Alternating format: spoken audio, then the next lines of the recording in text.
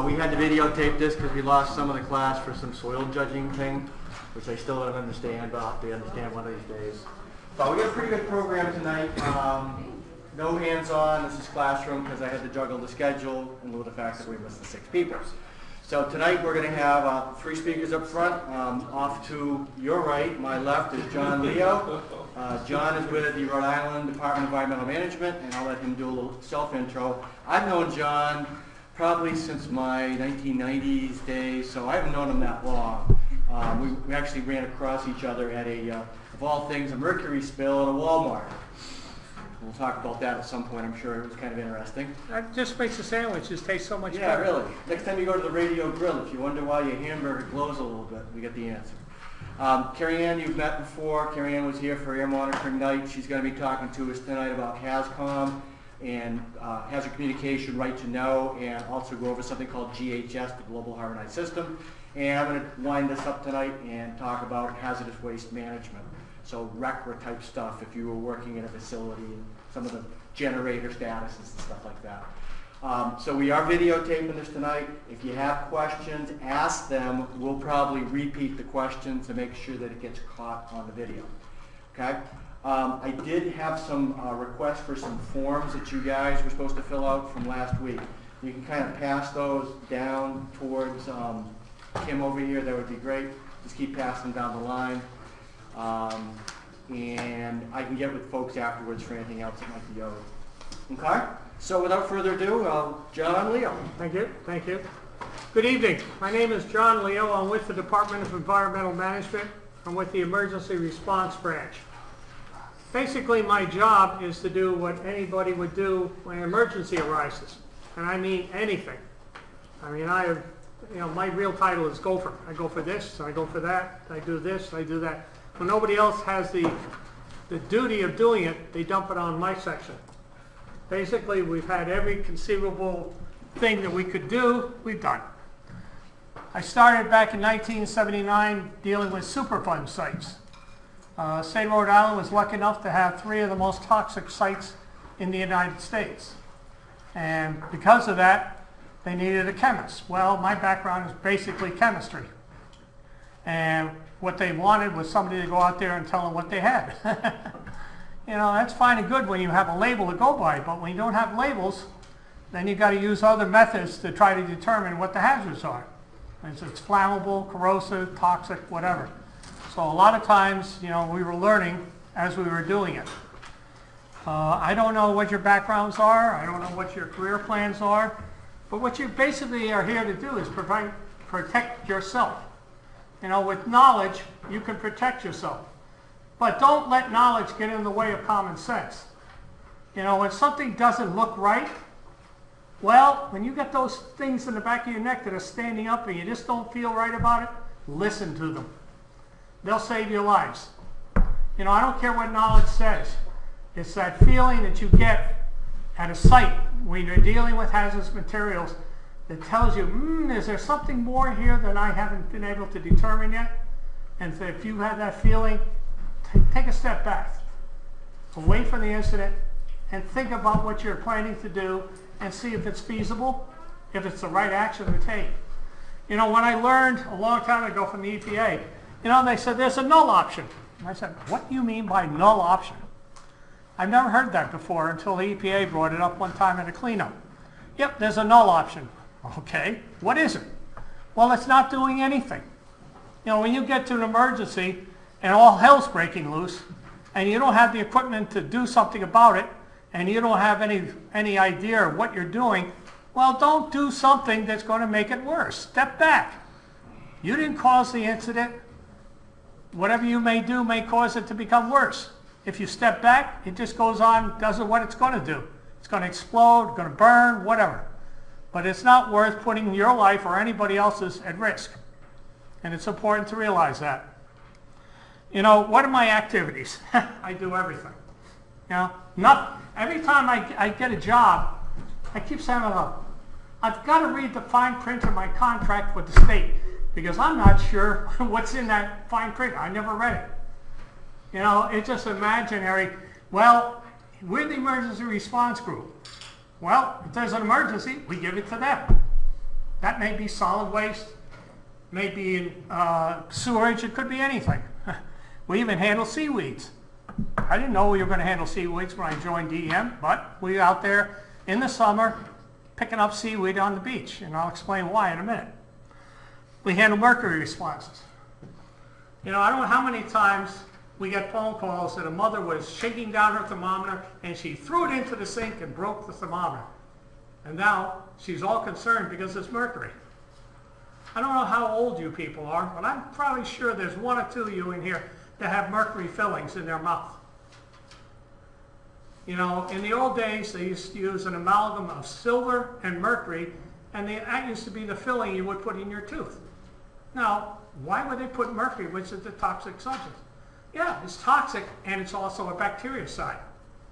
You know, mercury kills bacteria. Well, that's a good idea that when you're filling a cavity, you don't want bacteria growing inside the cavity anymore. They gave it mercury. You know, but everybody gets all uptight about mercury. Mercury in the wrong place is very, very serious hazard. You know, in the old days, you know, kids were playing with mercury. Every time I went to school, I made pennies into dimes. How did I do that? I took the penny, dipped it in mercury, now I got a silver dime. Now, I was a great counterfeiter. Didn't realize what mercury would do until later on in life. Now, you know, I don't know if I've suffered effects of it or what, but, you know, sometimes I wonder. But I'm also nearly 70 years old, so how much longer am I got? We deal with radiation incidents. We had an incident not too long ago at URI where we had some scintillation fluid turned up in a lab. Now, scintillation fluids are fluids used in determining radioactivity. Now, they're hazardous on themselves and flammables and so forth. But this one had radiation involved. It had tritium and it had carbon-14. Now, what does that really mean? Well, the material is hazardous, but you can add on to that one other layer of hazard characteristics, which would be radioactivity. You know, if you have radioactive anything, that's going to make it more of a problem to get rid of. You know, it's a corrosive radioactive. It's a flammable radioactive. Every time you say radioactive, puts a big question mark as where the hell am I going to get rid of it? You know, we deal with WMD all the time. Oh, about 6 years ago, 7 years ago, when all the white powder incidents, anybody getting on a bus with a powdered donut, the next thing you know, the bus would be pulled over. We'd call in the hazmat team. We'd be scouring the bus, taking sample to find out it's powdered sugar. You know, we still have problems like that. People open up envelopes. Oh, there's powder in there. Well, a lot of times what they do when they send out these mailings, they put a little bit of, you know, starch in there, powdered starch, to keep the static electricity down. Well, people get all hyper. You know, you ask them, was there a threat with the letter? No. Was there anything with the letter? No. It's just an advertisement. Why do you think Al-Qaeda is trying to kill you? Well, we have to go out every time somebody has a concern and check the powder. We have tests and we can do different things to determine what the powder is. We have to determine that. We handle underground storage tanks. We handle above ground storage tanks. You know, there's a lot of issues with oil. Primarily, I would say I'm dealing 98.5% of the time in my job with oil spills.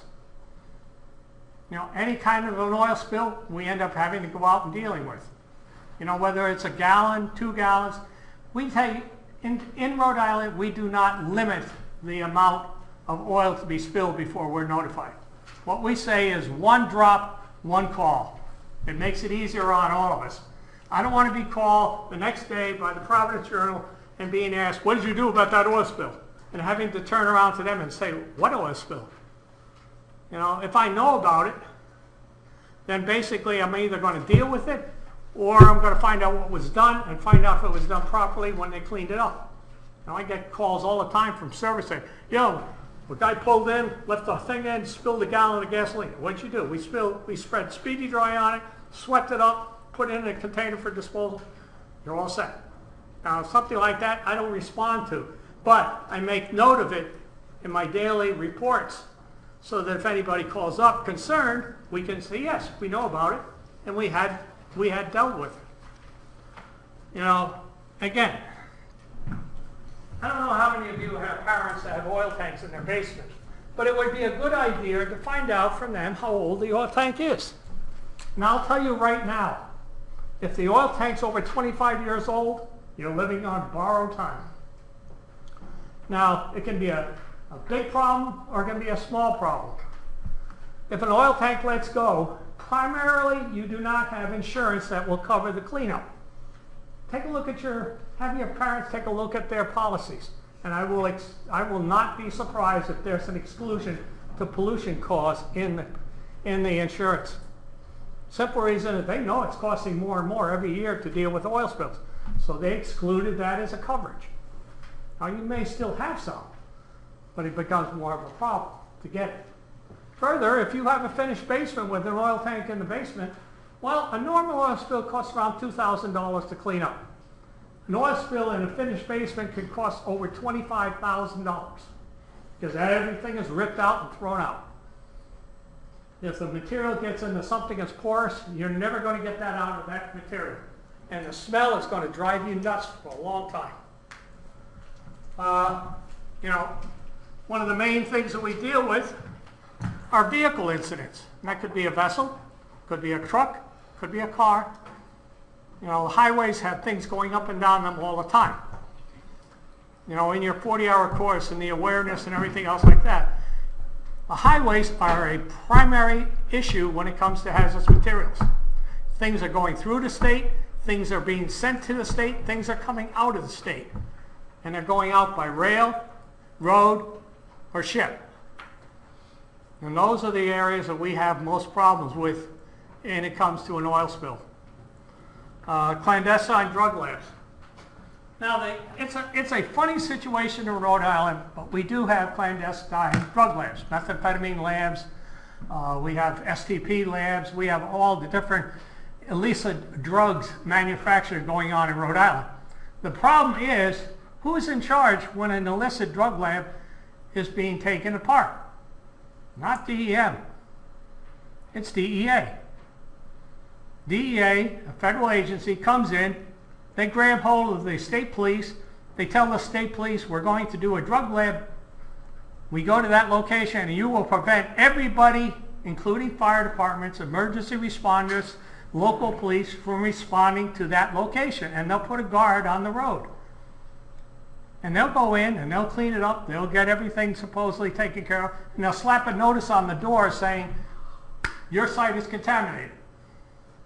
And I will get a phone call the next day from the homeowner who owns the land or who owns the property. What do I have to do? I don't know. I wasn't involved. I don't know what they cleaned up, what the situation was. I suggest you call the department and ask them in the state police who in the DEA they should respond to call. It probably is Boston or New York. But in the old days, we used to work with them. We don't now. They take over everything. Seaweed issues. Again, seaweed issues became a problem when we had a lot of dead seaweed washing up on the shore. And it sat there. And as it decayed, it produced hydrogen sulfide gas in a concentration enough to turn houses black, to actually burn the paint on the side of a house due to the reaction with the hydrogen sulfide and make it black. People were complaining about the odors. Of course, these are people who own $500,000 homes next to the ocean, want everything pristine and beautiful smelling. But man, that's the way seaweed smells when it dies. Oh, I can't stand that. So what happens? We got directed to clean up beaches. So we're out there with rakes picking up seaweed in the summer. Industrial leases. Rhode Island has changed quite a bit from the time I started to now. Industry has changed a great deal. At one time, Rhode Island was known for their jewelry industry. We were the top of the world for jewelry. Anything that was manufactured in jewelry basically owed its origin from Rhode Island somehow. You know, we gave out the technology for plating, for electroplating, for everything to the rest of the world. Well, that's changed. It's become more economical to do the plating overseas in Korea, Taiwan, China, Japan, than it is to do it here in the United States. So the industry has migrated out of Rhode Island to another location. The same thing is true. At one time we were a big fabric operation. Anything weaving, dyeing, manufacturing of clothes, fabrics, whatever, that was Rhode Island.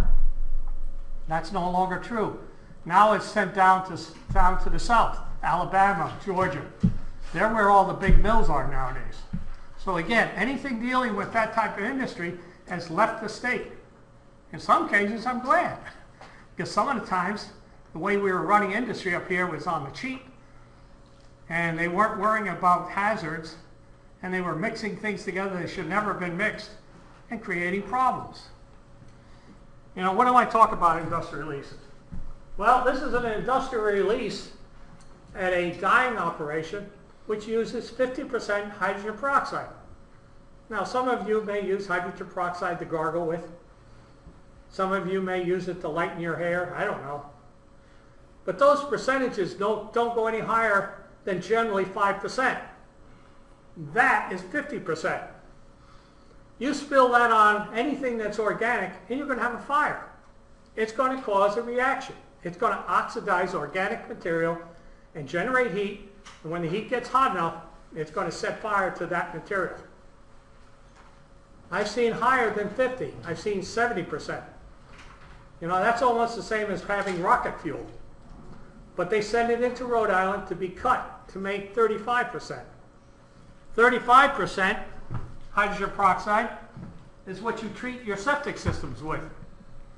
You know, in the old days they used to use acids and all sorts of chlorinated solvents. We don't do that anymore. We pour 35% hydrogen peroxide into the septic system to organically break down anything that's organic.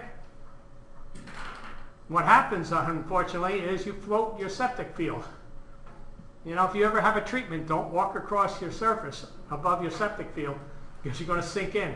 It actually floats the surface away from the actual material. It's generating so much oxygen, carbon dioxide.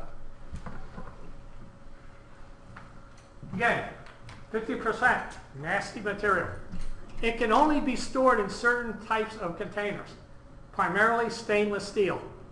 If it's in anything other than stainless steel, the material will react, potentially cause an explosion, if not just plain leak. It'll basically burn its way through the pipes or something like galvanized.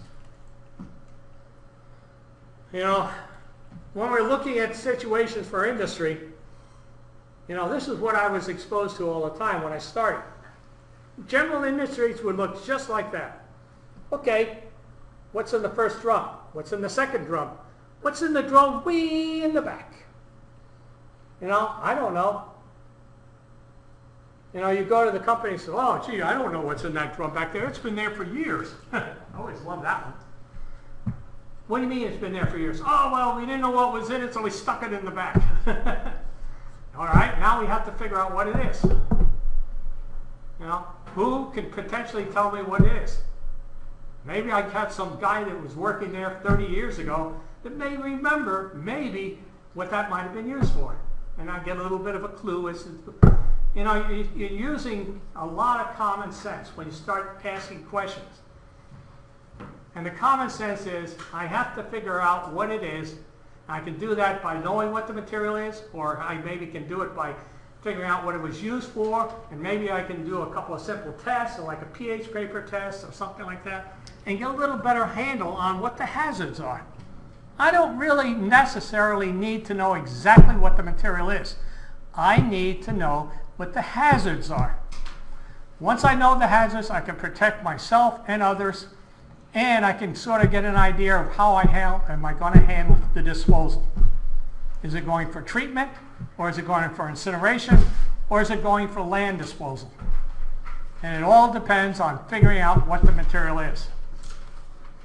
You know, you've had air monitoring. Well, one of the biggest issues we have in any emergency is a question that's always asked: how bad is it? How bad is it for what? How bad is it for us to be here? Well, if we follow common sense and we're not downwind and we're upwind, and we're watching which way the wind is blowing, and we're not going so that the wind or the gravity is causing the material to come towards us, we're in a pretty good, safe place.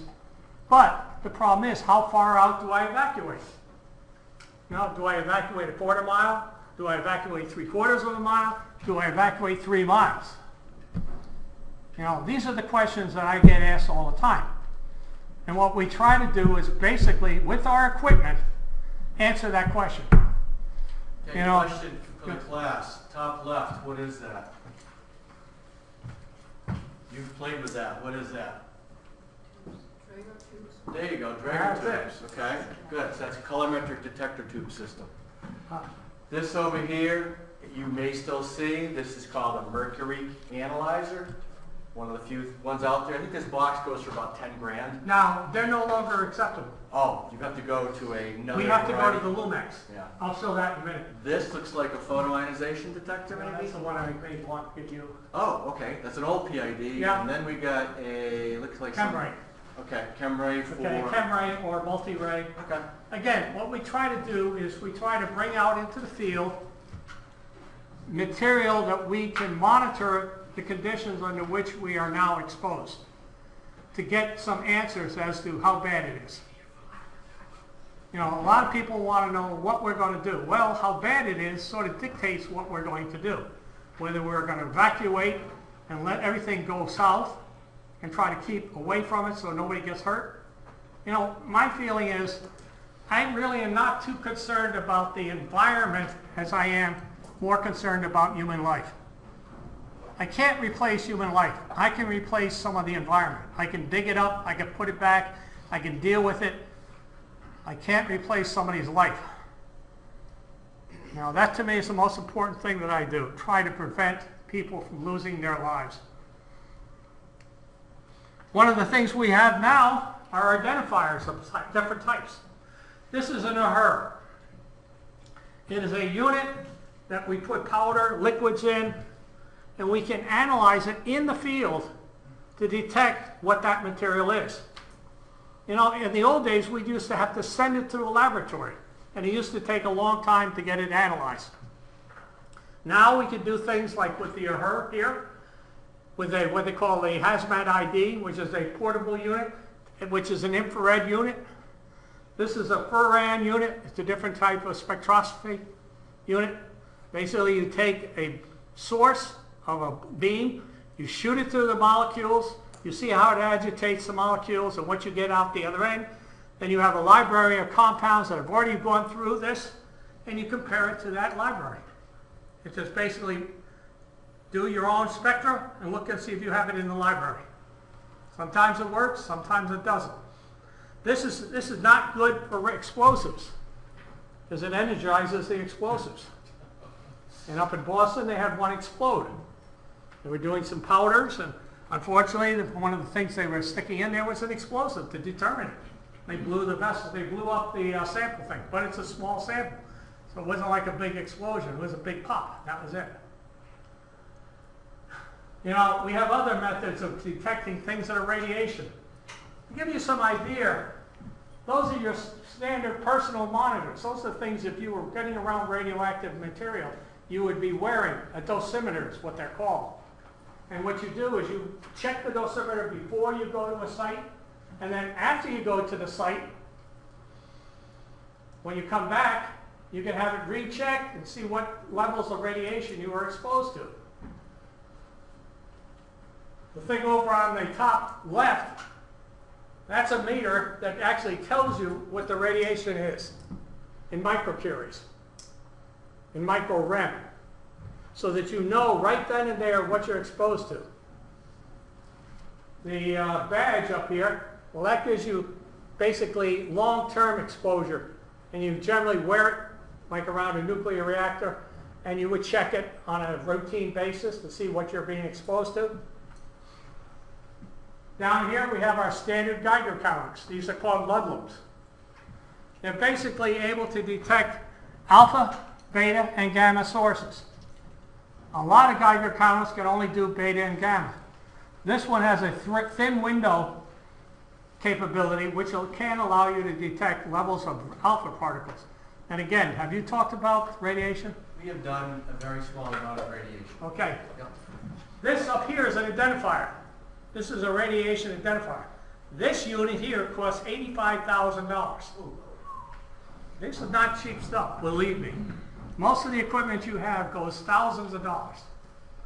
That right there can detect from a distance of from here probably to the next building if there's a radiation source.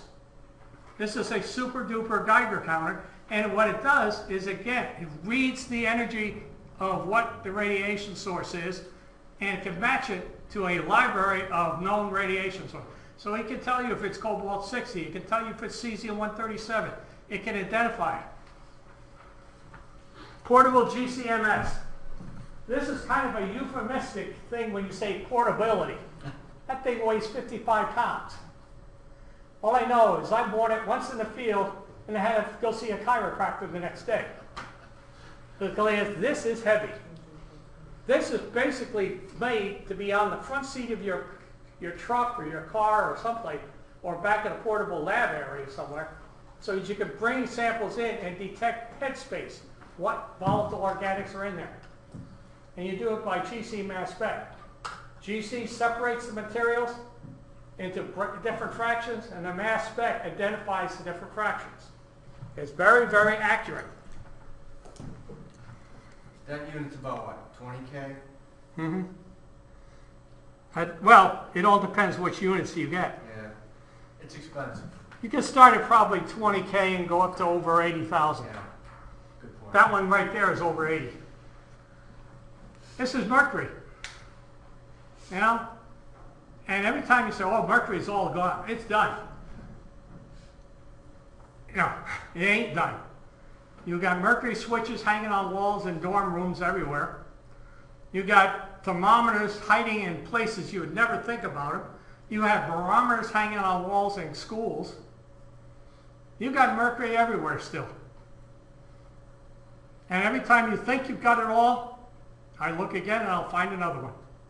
John, where was that episode in Rhode Island that the kids broke into the...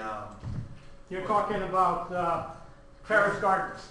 You're talking about up there in Pawtucket. Pawtucket. This was maybe 5-6 years ago? Yeah, about 6. Okay. What happened there was Narragansett Electric had a facility where when they went out to do homes, where the gas meters come into the house, there's a regulator. Well, it turns out in the regulators is mercury. They use mercury in the regulators to help control the pressure of the gas coming in from the main. Well, what they found was every time they changed these things out, they usually end up spilling some mercury on the floor of the basements. So what they decided to do was, let's get all these mercury regulators out of service and put in different kinds. Fine. But what they were doing is they're taking these things off of walls in basements and putting them in a bucket, bringing them back to a location and pouring off the mercury into containers. Well, unbeknownst to everybody, these containers were just not well stored. They're just in like a garden shed, and kids broke into the garden shed. And they saw this stuff and it looked cool and everything else. So they took it back to where they lived, which is a condominium complex. And what they found was, boy, this stuff is cool. It's silvery and it flows and you can take it from one hand to the other. Oh man, this is great. We had kids even trying to smoke cigarettes by dipping it in the mercury. You know, these kids are not the brightest. Now maybe they had a problem before they smoked the mercury or afterwards, I don't care. But I'm just hoping they don't reproduce. Don't need any more rocket scientists like this. But the problem was, because they took it back to the complex, it was everywhere. Any place we looked, we found it. Now the problem with mercury is the levels at which we originally looked for mercury were 1 part per million. Well, EPA said that's not good enough. We want it down into 100 parts per trillion. They're going to nanograms, not milligrams. They're going to nanograms per meter. So we had to get different types of units. This is called a Lumex mercury detector. Remember I said we're no longer using the Jerome meter? That's because this meter here can get down to the levels that they're looking for, parts per million. And that's basically right there. That meter is $75,000. Now, but that is what we have to give a clean bill of health to a location. If I come in with a gerometer, I can't see that low. I can see 1 part per million, yeah, but that's not good enough for the EPA. So now we have to use this meter. And believe me when I say we find it everywhere. This thing could see it in any place you can imagine. It never had a mercury spill. If there was ever a mercury spill, we'd find it. You know, white powder incidents. Again, maybe 6, 7 years ago, they were very, very prevalent. We set up a location in Quonset Point where we brought all the white powders from all around the state. We're coming there to be cleared, to be analyzed, to be looked at. The police would package them, bring them to there, we'd screen them. You know, we were in level A suits and we were doing everything. And that's because of hysteria. Oh my God, it's anthrax. Oh my God, it could be something else.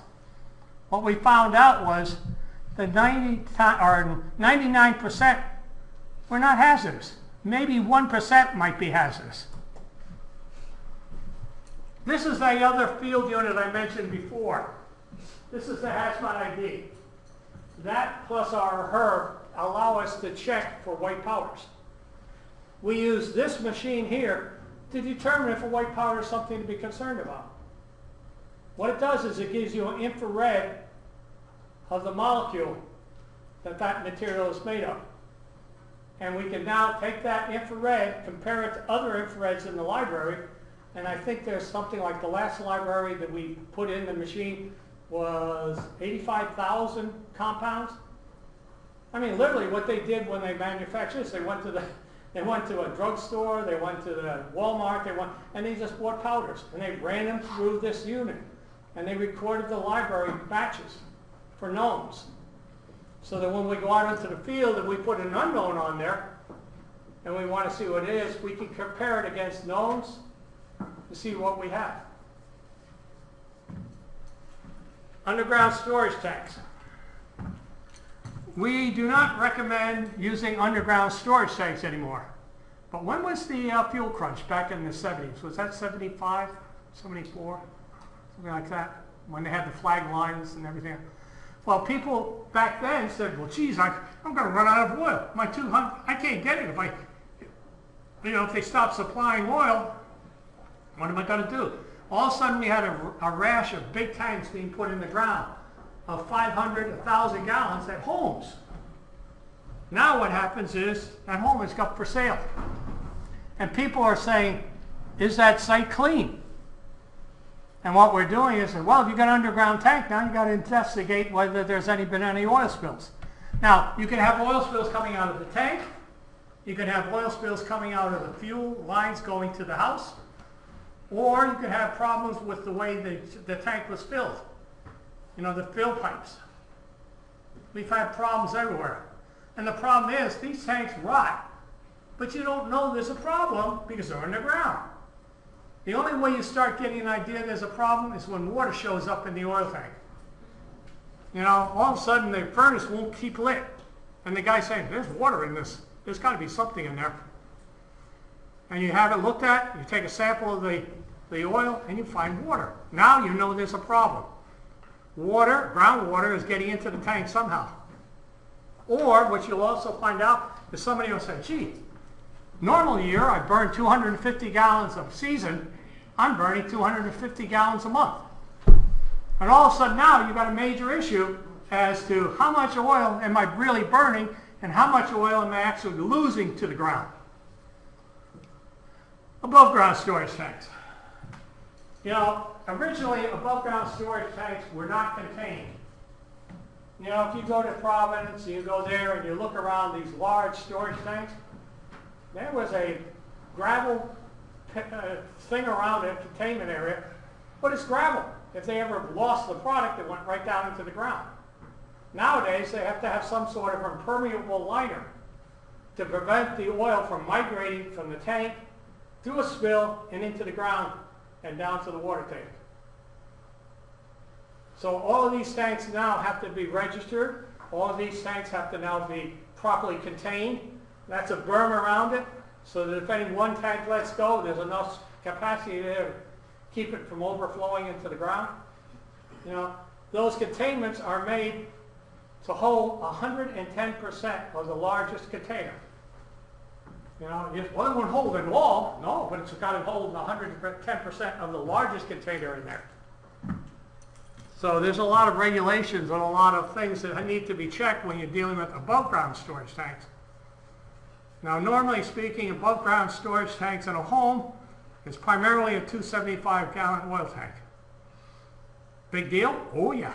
It all depends if you have a spill that creates a problem in your living space in the way of it contaminating your house, causing odors, causing all sorts of issues, and potentially inflammable. You burn it for heat. Well, if it gets involved in a fire, it will burn too.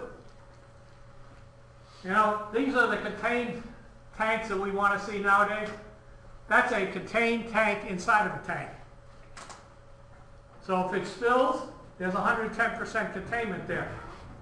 And what they have done here, this tank over on the side, is in case it lets go in that tank, they can pump it out of that tank and put it in this tank and hold it.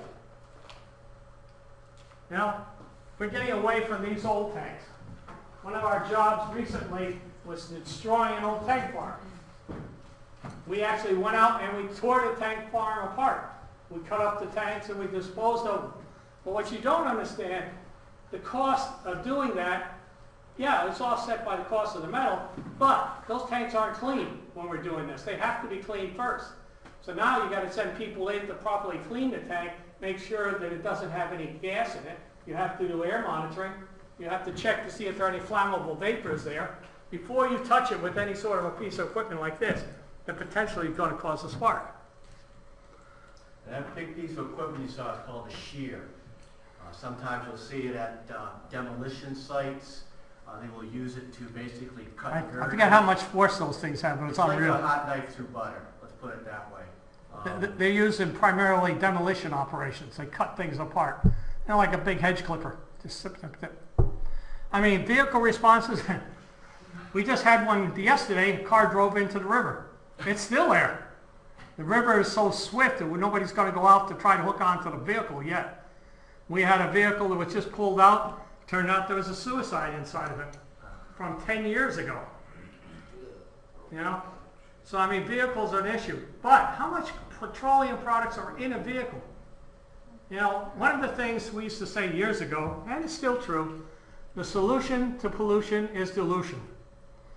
You know, if you have a concentrated amount in a certain area, yeah, that's a big deal.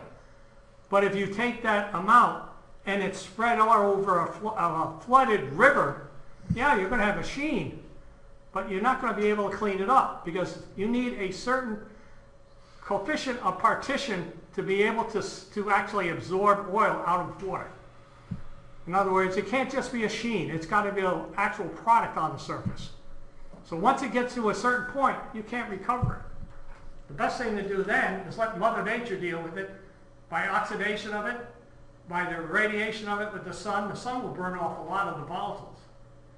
We don't want to create it, but if it's got to go to that point, basically we don't want to contain gasoline. If there's gasoline leaking out of the car, the last thing I want to do is concentrate it and potentially have an explosion hazard or a major fire hazard.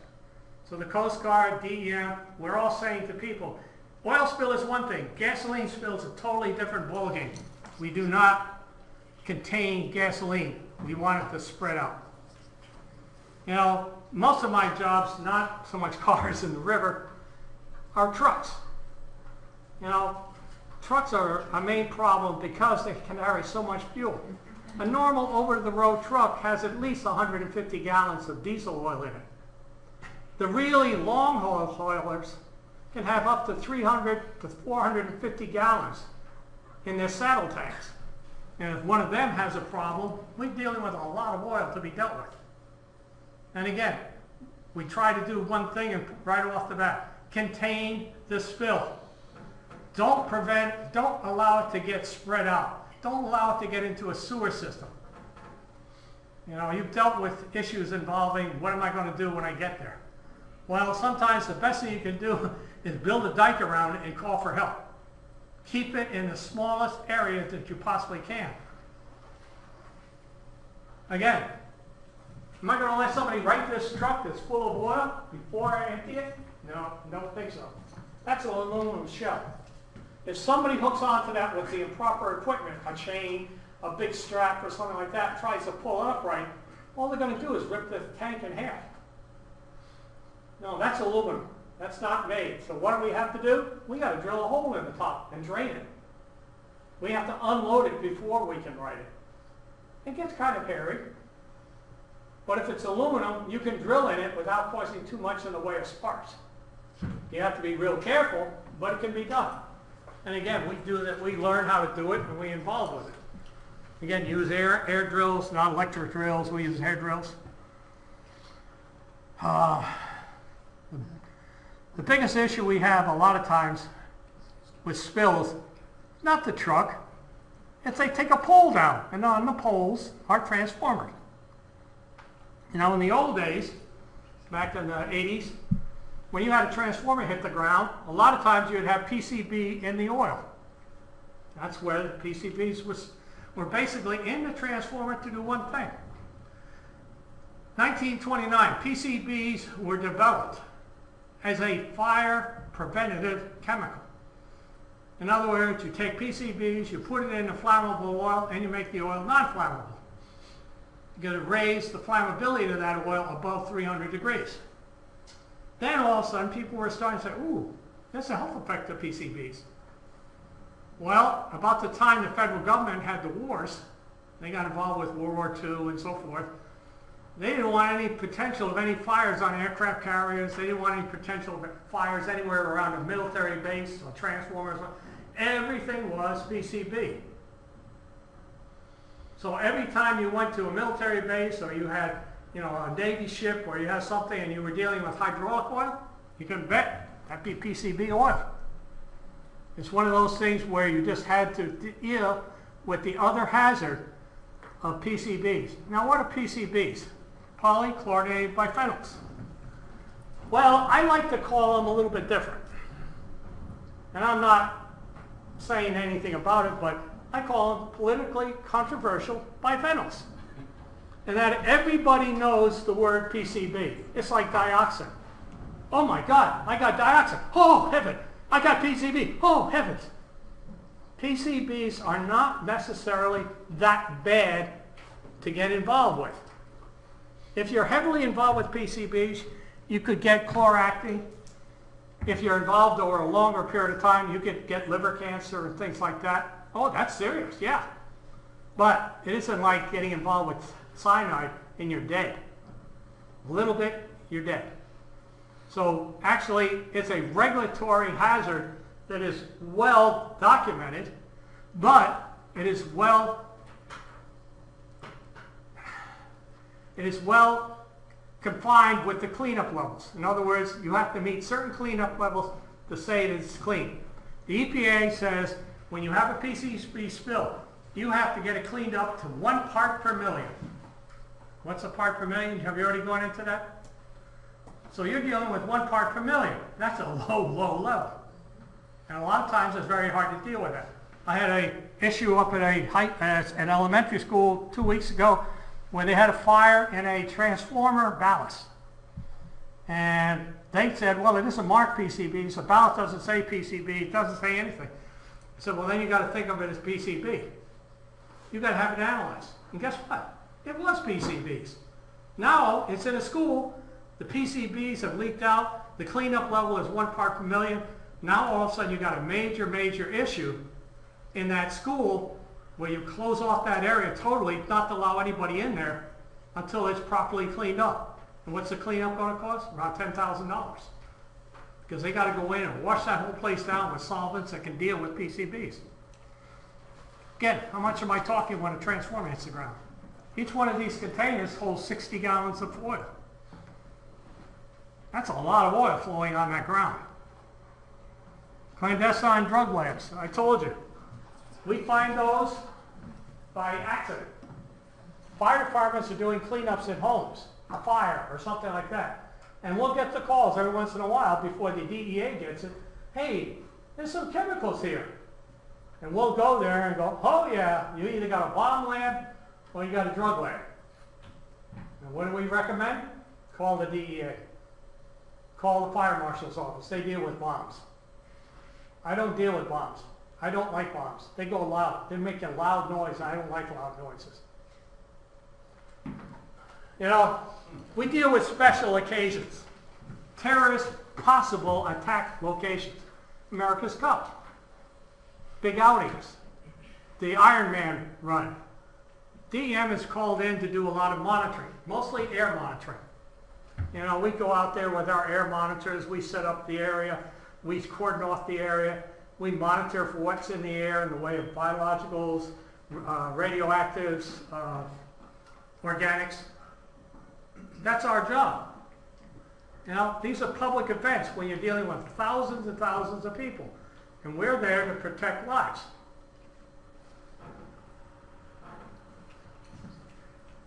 We use this type of equipment. These are multi-rays on steroids. You set these up in the field, hanging from towers, hanging from light posts, and they radio back to communication center. And they're constantly giving you readings of what's in the air. What's the radiation aspect? How many millirems are you getting in that area? They're constantly on the lookout for increases in potential for a terrorist issue. That's our job. How many of you remember 2010? I just hope we're not on the verge of another 2010. But 2010, we had a 100-year flood storm, followed a week later by a 500-year flood storm. And we had oil tanks everywhere. You know, the problem with an oil tank in a flooded basement, the oil tank floats. Oil floats. So if you have 275 gallons of oil inside of a tank and you have an equal amount of water around it, guess what? It's going to float. And when it floats, it usually breaks off the connection to the furnace. And then when the water is being drained out, all of a sudden now you have an oil spill. And they can get really, really expensive. Because look what's in a basement of an oil spill. Now, some things I can clean off. I can clean tools off. I can wipe them down. But other things like wedding dresses, personal belongings, baby stuff, guess what? In the trash, all waste. Thousands of dollars of sentimental value are disposed of. Have you guys been following that horrible landslide that occurred, was it upstate? Yep, and all the hazardous waste is showing up? They said, my numbers are off somewhere, but it was something like a mile long and like 400 yards deep or something like that. Environmental agencies will get called out to these, surely because what Don's talking about. It takes everything with it. Hurricane Sandy, Kerry was down working on that a couple of years ago. It just, you think of the horrible, other hurricanes and all the devastation of the water, and you completely forget about all the chemicals that we use. Just think about what's in your basement or your family's basement, what's in the garage. In one fell swoop. It's just amazing. Gasoline, heating oil, pesticides, paints, solvents, drain cleaners, all of that thrown into a flood or a landslide, it's just going to allow it all to be blended together like in a big blender. And now you or somebody like you has to go in and clean up the place. That's why you're here for 40 hours of training. You're here to learn how to protect yourself. When it comes to a situation like that, you go very slow, you make sure you have the proper equipment, that you basically are aware of the hazards. So if you all of a sudden cleaning up something and you smelling a large amount of gasoline in the area where you're cleaning things up, you don't allow a guy to come in smoking a cigarette. I don't need a monitoring to tell me it's dangerous. I can smell the gasoline. Guess what? Before she comes to monitor the area, there ain't going to be no open flame. And I'm going to be real careful when I take a shovel and strike it into the ground that I don't hit some piece of metal. No spark or anything like that. So being aware is the crucial thing of all the type of training. You've gone through 40 hours of training, or you will be going through 40 hours of training. All of that 40 hours is making you a smarter person when it comes to hazardous materials, to protect yourself. Again, what happened? The guy was working on the tank, it was on the side, the land gave away, and down comes the tank. Now, good thing about here, there's water underneath that oil. Fire department said, well, we'll pump out the water. No! Put more water in. I said, what do you mean? Why? I want to keep the oil floating. We're going to recover the oil. We'll let the water do the thing it's going to do best, keep it out of the soil. I'm not going to have to dig up the soil as much if I keep it floating. If I let it drain out, then everything that goes down gets into the soil, including the oil. I got to dig up all the soil. I can get rid of a gallon of oil real cheap. Getting rid of a pound of soil is more expensive. Again, using some common sense here. You know, we not only have oil issues with floods, but we got chemical issues. You know, this is the Patuxent River, down from an industrial site. Think we got a problem? Yeah, we have a problem. Now, how are we going to deal with it? Well, at this level right here, we maybe can potentially do some booming and recovery. But when it becomes an oil sheen, there's not much we can do about it. And again, industrial get flooded out just like a home does. Huh? Highway. We stopped and let the ducks cross through. Time for the ducks to flow through. We got to protect the ducks. We had a major chemical or a major gasoline fire. A tank ship was coming into Motiva about, I'd say 6 years ago. And there was a lightning storm going on when they were doing transfer. Well, the lightning storm hit the dock where the gasoline was being offloaded, and it had an explosion and a large fire. Now, it could have spread to the ship with 42 million gallons of gasoline on it. Luckily, they did an emergency breakaway. They disconnected and pulled the ship into the middle of the harbor where it was protected, and we only had to deal with probably about 40,000 gallons of gasoline burning. Well, here we go, seaweed. Nice day. Wonderful way to take care of a tractor. Run it through the salt water. You know, I see this picture and I just shudder because I keep wondering, did they take it and wash it off afterwards? You know? But again, look at the homes. I'd love to have a home down there. Oh, but it smells. Yeah, it's called the oceanside smell. Don't get me started. One of the things you have to realize is we have transportation issues with trucks and cars and trucks and vans and all that, so ships. Well, there's another method of transportation, and you probably already understand what I'm saying. Transportation is also pipeline transportation. In other words, pipeline is regulated by the Department of Transportation as a mode of transport of material. Now, in the state of Rhode Island, we have gas lines, we have petroleum lines, we have lines coming out of East Providence going all the way up to Worcester that are transporting at any one time gasoline, fuel oil, diesel oil, hydraulic oil. We have major transmission lines, 36-inch transmission lines transporting natural gas up from Louisiana to the Northeast. We have them running through the state. Now, if anybody hits these things, there's going to be a major conflagration. Again, we could have had a major issue here. Somebody was digging up a road, they didn't realize there was a pipeline under it, and came in and spewed the line. That's all diesel. That is a pure pond of diesel. And that's the hole in the line. Yeah?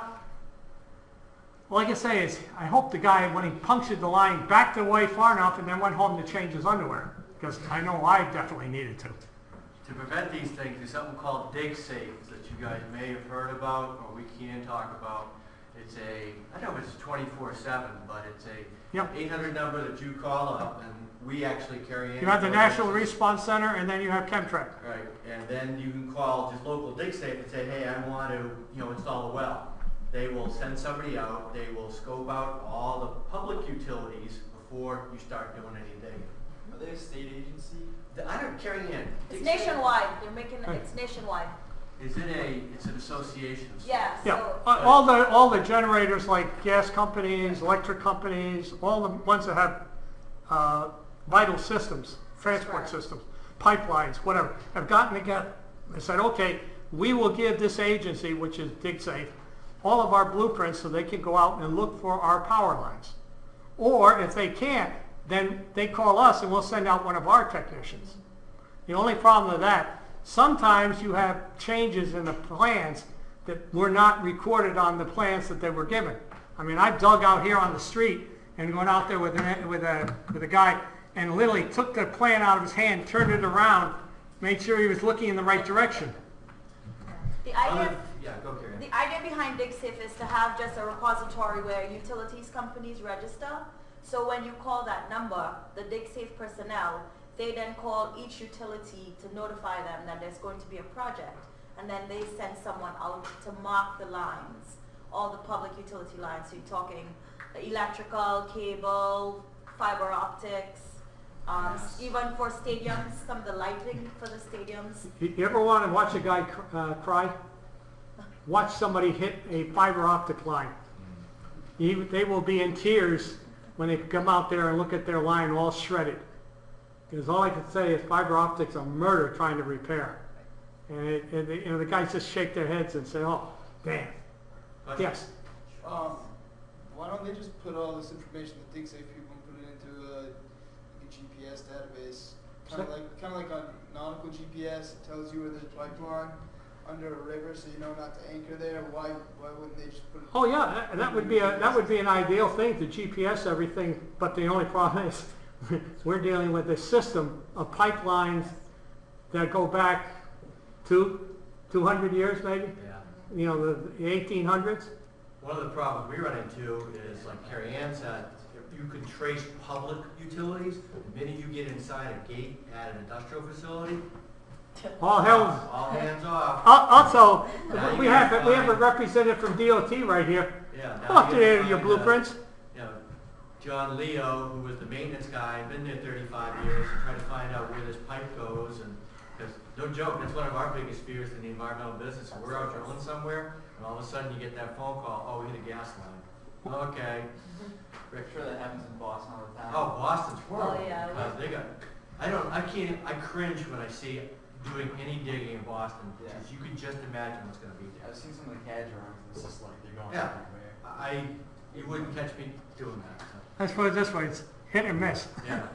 John, Okay. you have a couple more to wrap up? Yeah, just a couple more. Okay. One of the major issues we have is illegal dumping. It's not so much anymore. We don't have issues like this as illegal pesticide being thrown in dumpsters. What we have are basically homeowners bringing waste oil out into the open, out into the parks and recreation areas, along the roadside, and dumping gallon containers of waste oil.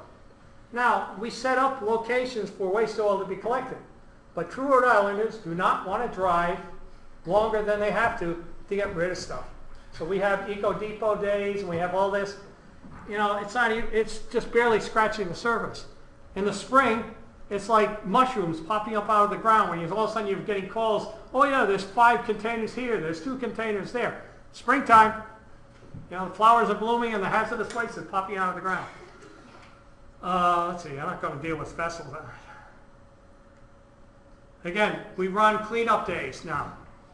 If you are a resident of the state of Rhode Island, you have the ability to take your homeowner's waste to the Eco Depot, which is in Johnston, Rhode Island, at the central landfill.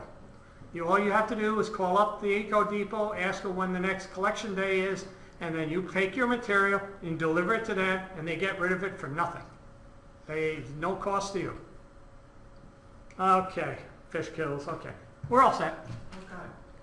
Any questions for John? Again, John told me his 40th anniversary with DEM is tomorrow, so I think that's worth a hand.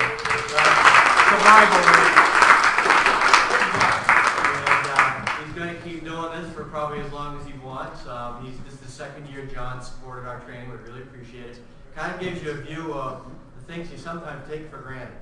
Granted, this is an emergency thing. We're not really getting into emergencies for a couple more weeks, but this worked out well for our schedule. So, John, thank you very, very much. And also, John and our DEM donated, what were they, 4 level A suits? 4 level A and 2 level Bs. Level B suits. So we Have fun, guys, and go sweat.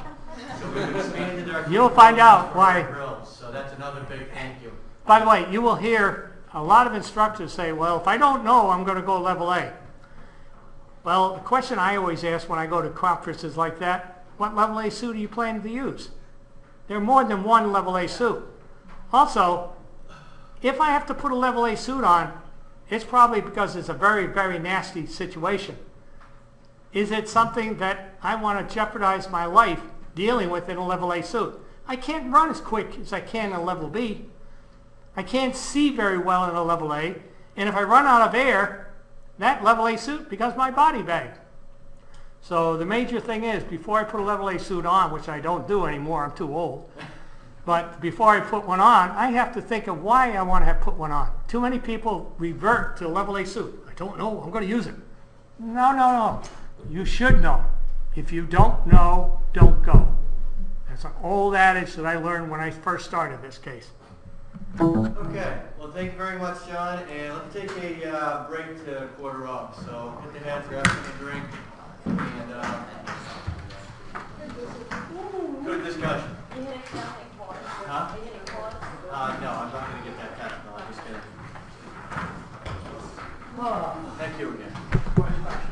I'll be in touch about one of this.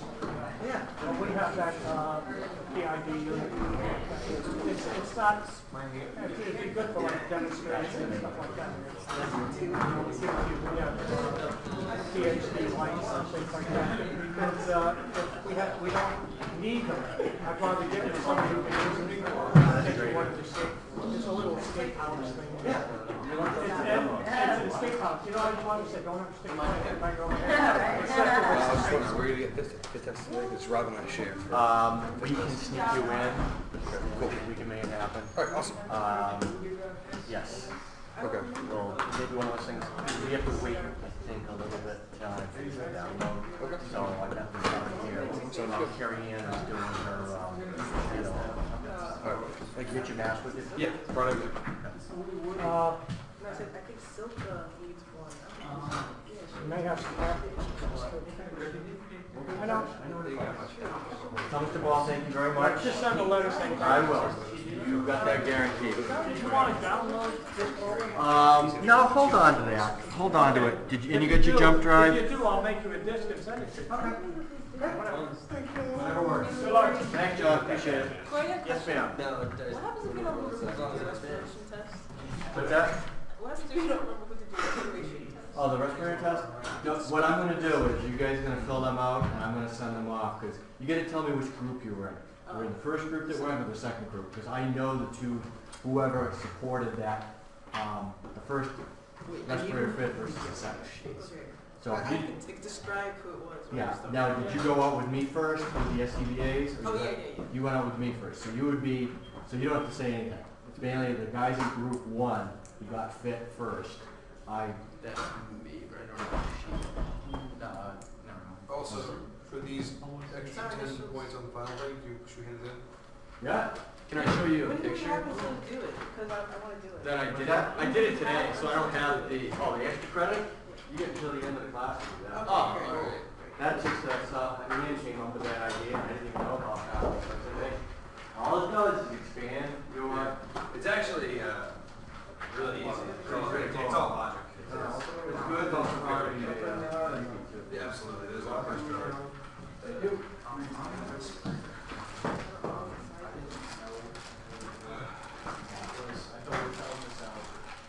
Yeah, all you needed to do is this, and this, and you're just gonna tell me if you're in the first group or the second group. Okay. And were you in the first group? You're in the second group? Okay, I need your initials there. What's gonna happen is you get these forms to me, I'll get them signed off, and I get them back to you, because that's your file. That's what you take to your next employer and go, hey, I'm street legal, you don't have to mess with me, unless you want to run the program. Okay, so, and what we'll do is we'll leave a file over by the door here for something to go off. Okay. Now we just need to load Is there any certification program for ACRA? Yeah, basically what we're going to do tonight, we're going to go through, not a certificate program per se, we do the orientation. So you're going to learn You're gonna learn the basics of record tonight. And I can also send you, if this is something you're interested in, I have another PowerPoint presentation. That's really weird, man. There's a little bit more regulatory stuff in it. But I feel that from the training that we do, between what we talked about weeks ago, tonight's session when we close, you probably get more knowledge about record. And then if you went to your employer and say, you know, you're involved in one way, shape, or form in managing hazardous materials and waste, they will put you through something. But you can take online stuff, but I don't know of anything like the DOT stuff or anything like that, like FEMA. I don't know if there's a separate cert for that. I didn't. I don't think I there was is. just trying to see. Because usually it's an employer specific thing. The agency wants employers to educate their employees on their system. Okay, for a respirator form, if you can put them in a pile down here, that would be good. Well, if we don't have them tonight, we can collect them next week too. Also, if you got this extra credit, I'll leave a pile here, and I'll add that to the score. Okay, I gotta go. Is there a deadline on that, or can we bring that in? The extra credit? Extra credit you can get to me anytime before the final exam. And the other sheet, is it? I didn't figure about it. The respirator form? Yeah. Kind of take a look. You might have gone back through. I can resend it, Eric. I might need what? Take a look back through your emails. Yeah. If you don't have it, yeah, I don't have anything. okay, bring it next time. That's Okay, fine. alright, yeah, I was just wondering. It's just a matter of I want to get the records in Right. because I got to get it filled out. I got you. Back to you guys. Okay. It just kind of was mainly for the mic to stay within 5 feet. So that's recording right now. I hope. On Friday. I don't want to touch anything. Charlie, I was getting home, saw his room, said just think about it.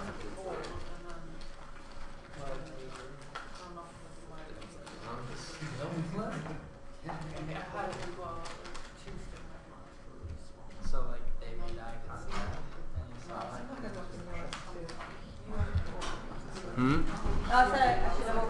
Okay, so just 2 of you guys need to get fitted? Yeah. Okay, so we'll do that right after class. Okay. Sounds good.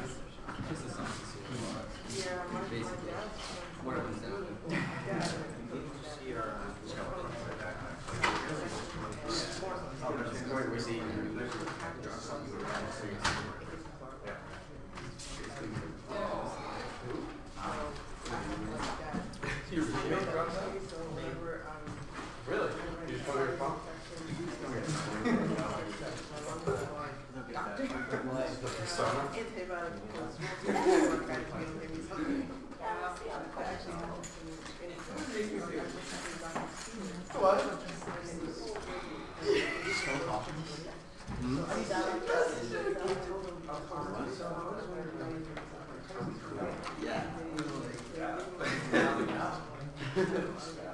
Yeah, we're totally cool. Yeah, exactly. We're gonna make it even not cool. Yeah. They did someone who's married or something, I don't know. Or they sent me up. Yeah. It's forfeit, so.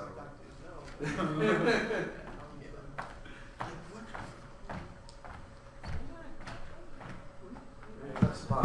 Maybe it's because you didn't sit next during class, so. What? Maybe because you didn't sit next during class. Why did you use this sort of class? Are you guys supposed to like hold hands now? You had that one night. And you people are gonna kick it in the bed. We get with the other shit like, alright, I'm gonna take a shower. We thought that this would be fun until you woke up. See, that's the problem when you're tired. You get drunk. As soon as you get a level of drunk where you start getting tired, like, get wine. All of it. When you start getting tired of it, it's like, there's something back home. We're like, You need to. It's like, we're 1 o'clock and everyone else will be like, you sit there, and I was like, wait, okay. They do really good. They don't get pissed off. You want to talk about that? Yeah, I work all the time.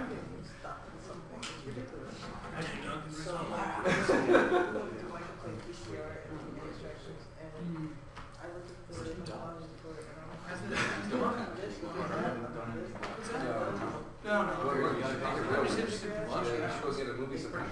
Yeah. Dogs. I'm not sure right now, please. Yeah, I think the reason last time was too much in the 2 years.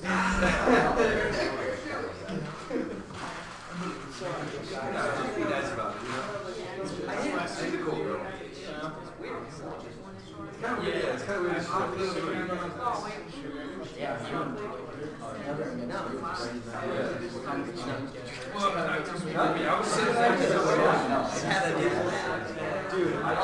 She's waiting. Yeah.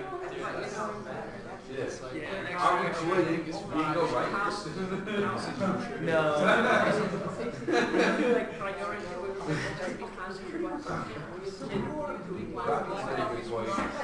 At what point is that night? She get the lie. It just seems like we were all growing out. Growing out? Are you the coolest in the business? There's like the bro section. Yeah. He's like, you were just there for the bro section, so we ate over it.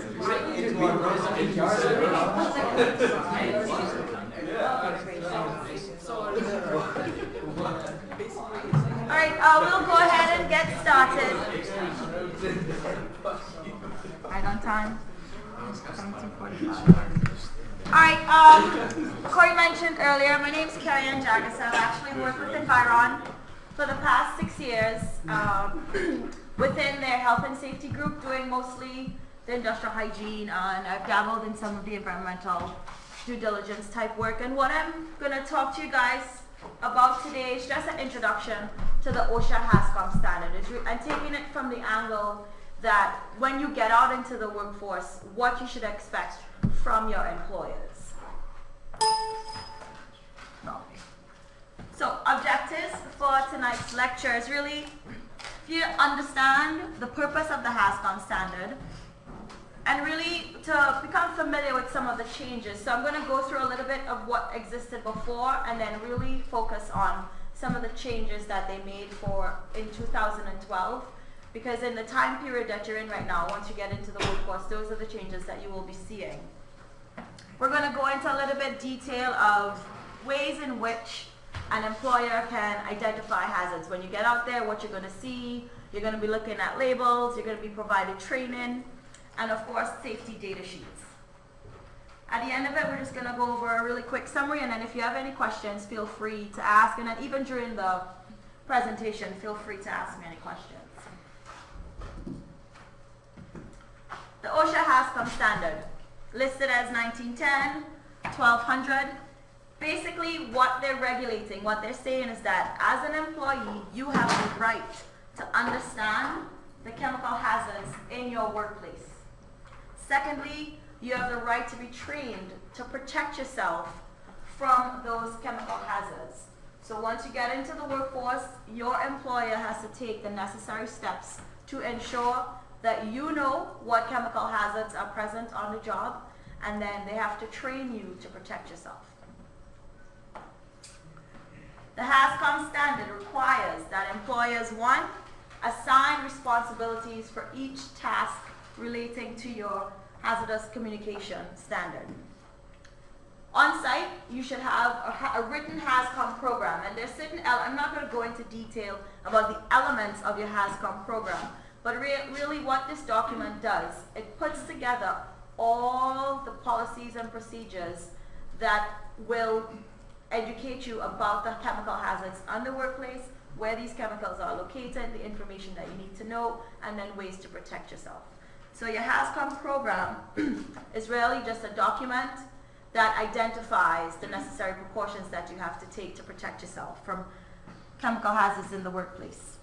Very, very, very important. When we go out to do audits, the one thing we look for is a chemical inventory list for all the chemicals, hazardous chemicals on site. And it's very important that employers have a way that this list is updated frequently. If there are hazardous materials present on site, these containers need to be labeled. For each hazardous chemical that has been identified, you want to obtain a safety data sheet. And we'll go into a little bit more detail about what the information that's entailed in your safety data sheets. Also, these safety data sheets must be made available to your workers. It can be done by electronically, via hard copy, and they are to tell you where you can find these safety data sheets. That's very important. And then, of course, in order for you to understand what is involved in your hazard communication program, there must be an element of training. So you get training once you join upon initial hire, or if there's any changes to your work environment. If there are new chemicals introduced, you are to be re-educated on your HazCom program. And just an example here really is just, we talked about hazardous chemicals, hazardous materials. I'll go into a little bit more detail and define these later on, but I wanted you to understand that not everything at a facility will be covered under your hazard communication program.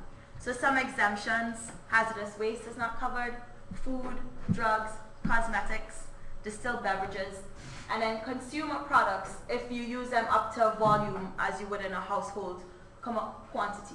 So those items are exempt from your HazCom program. So back in 2012, OSHA recently updated this standard. And what they updated the standard to include were changes in the criteria for classifying hazardous chemicals. And I'll define that later on. They updated changes to the label requirements. So once you get out into the workforce, there's going to be a transition period. You'll be seeing old labels and new labels, and we're going to go through the elements of what you should be expecting to see later on. And then also, they standardized the format for safety data sheets. Now, there's going to be a transition period. They introduced these changes back in 2012, and then they set forth certain deadlines for the industries to comply. Back by December 1st, 2013, all employers were to have employees trained on what the new label elements were and what the new requirements for the safety data sheets were. So that was done last year. Coming up, June 2015, what they're also introducing is that you have to start, employees would have been trained, and then manufacturers have to start issuing chemicals with these new safety data sheets. And then by June 2016, all program elements. So if you have a written HazCom program, you have to update that program with the new elements. And when I talk about new elements, giving examples to your employees about what the new labels are, what they mean, what the chemicals, where the chemicals are located. So 2015, manufacturers have to start sending their chemicals with the new safety data sheets. And then by June 2016, all elements related to your HazCom program must be updated and complied with. So why did OSHA change the standard? So basically, this is where GHS comes in. So you have the United Nations globally harmonized system for the classification and labeling of chemicals. So as technology increased and as we became an improved global society, you would get chemicals manufactured from various different sources, and you get different safety data sheets. So if you were importing acetone, if you got it from Turkey, if you got it from Asia, if it was manufactured locally, the safety data sheets, or back then they were called material safety data sheets, they all look different. They all had different sections, they all contained different information. So what the UN did, they adopted this globally harmonized system where they standardized how materials were classified, how hazardous materials were classified.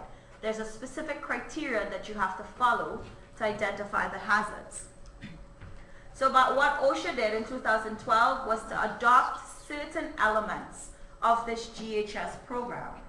And by adopting these elements, it improved consistency in how we communicate chemical hazards. What we're able to do is to improve employee understanding of the chemical hazards. And then really, it's just having a standardized format for what a safety data sheet is going to look like and what's the information that you should have on a safety data sheet. Some definitions. What are chemical hazards? You guys talked about this before? Mm-hmm. Yeah.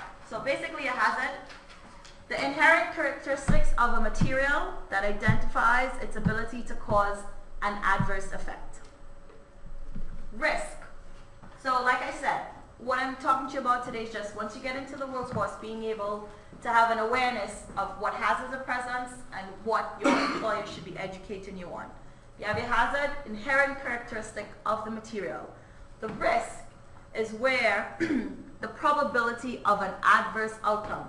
It's not guaranteed to happen, but there's a probability. And with risk, you can manage the risk of exposure by eliminating, reducing, or minimizing the exposures. And then the probability of having an adverse outcome also depends on the amount that you were exposed to, the dose, and the length of time that you were exposed to the contaminants of concern. So just real simple chemical hazards. You have the material, inherent characteristic, that's the hazard. The risk identifies the probability of an adverse outcome if you were exposed to that particular hazard. Any questions? No? As per OSHA, they have defined a hazardous chemical. A hazardous chemical has been defined as any chemical that is a physical hazard, health hazard, or a hazard not otherwise classified. So what the next couple of slides will show is just some examples of how materials can be classified as a health hazard or a physical hazard, and then a little bit of a discussion on materials that are not otherwise classified according to OSHA. You will need to know this for the exam. So there will be what is a physical hazard and provide an example, and what differentiates a physical hazard from a health hazard. These are important terms. How can chemicals harm you? Chemicals can be health hazards. They directly affect the human body, either acutely or chronically. So they can cause harm to your human body, injury or illness. That's a health hazard. Chemicals can be physical hazards. They can cause injury through a chemical reaction, fire, explosion, corrosion. And if you're handling for any type of chemical hazard, if you're handling it, if you're not handling well, if you're handling it improperly, you can be exposed and there can be harm or damage. Any containers that house hazardous materials must be labeled and stored properly. So what I'm going to go into here now is just to give you a little bit more background information and how the difference between health hazards and physical hazards. So OSHA, when they revised the standard to incorporate the GHS elements for classification and labeling of hazardous chemicals, to identify they're classified according to type. If you have a chemical hazard and there's acute toxicity, or if the chemical has been labeled a carcinogen, that's how you would identify a health hazard. And then further on in the presentation, I will tell you where these background information is located. Respiratory irritants can be described as chemicals that will irritate the lungs, which are symptoms like cough or irritation, burning sensation. Hazards are now also categorized according to the severity, to the degree of the effect. So carcinogens, described as level 1A, may cause cancer. Category 1B are presumed to be a human carcinogen, and category 2 are suspected to cause cancer. So these definitions, we just haven't drawn them out of thin air. There's a repository of information of human health studies that we rely on to help us identify the chemicals and what their potential human health hazards will be.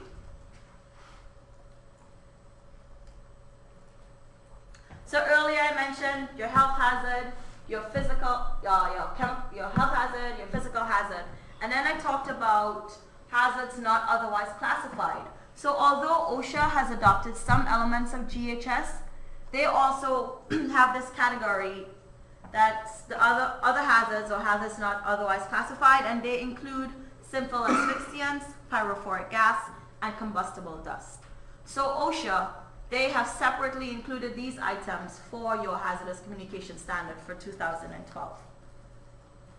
Chemical manufacturers, by 2015, they must start producing safety data sheets if their materials are identified as simple asphyxiants or combustible dust. Their safety data sheets need to include hazard information for those categories.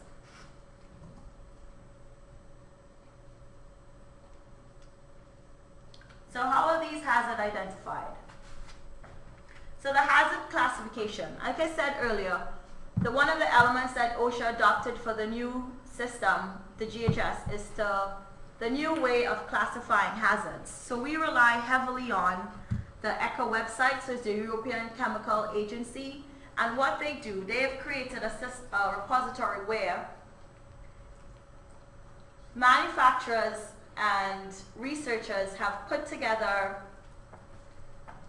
studies of human health impacts for these chemicals, and they've gone through and they've presented. So if you think of acetone, if you go onto this website and you look at acetone, you're going to see a harmonized system of how this chemical was classified based on human health, based on studies that identified whether it's an irritant, whether it's a human carcinogen. So they're going to give you all the identified adverse effects of being exposed to acetone. And what they've also done is ranked these effects. So if you have like 300 studies that identify acetone as being an irritant, you will see the number 293 of how many studies identified this one adverse outcome. So what we rely on is someone with a toxicological background to take a look at the information that is presented, so that when we are establishing a criteria for a chemical to say whether acetone it's an irritant or a carcinogen, they have to take a look at what the studies has shown and the volume and do some calculations. So all this information, the hazard classification, it's now going to be relayed on your safety data sheet. So when you see a safety data sheet that has something that says it's an irritant with a picture, exclamation mark, or if it's a toxin, this is where the harmonized system comes into play. So in order to have your chemical classified as an irritant or a sensitizer, it must be registered on this website, and it must be vetted or validated based on the data. Labels. OSHA has adopted a new form for labeling hazardous chemicals. It must contain a signal word, pictogram, and a hazard statement for each hazard class. And we'll go into what these hazard statements are a little bit later on. And then your safety data sheets. Used to refer to them as material safety data sheets. They're now going to be called safety data sheets. And they now have a 16-section format that's prescribed. For each section, it tells you exactly what information needs to be included. So again, once you join the workforce, you're going to be trained on recognizing what's included in your safety data sheet. But this is just to generate awareness for you so that you understand what employers should provide. So we talked about chemical hazards, physical hazards, health hazards. Just going to go into a little bit of background on the toxicology. You can buzz through this. If anybody, you think you need this, some of this is kind of a mini review. From, yeah, the tox. Okay. We've kind of gone through this in talk, so. Okay. Acute, chronic, just some examples. The local effect, systemic effects, distance from the point source of contact. Just a pop back, Kerry, on one. Did we go over these guys? Yes? Not familiar? Maybe? Just kidding. Alright. So local, point of contact, you get a reaction. Systemic, distance from the point of contact. Just a table here, just wanted to show when you put them together, some of the things. So if you have a acute, that's local, it's like an acid burn, irritation to the skin. Acute, that's systemic, so long term, if you imbibe ethanol, it can cause dizziness, nausea over a long period of time. So you have something that's chronic, but local, so we're talking about lung diseases, asbestosis.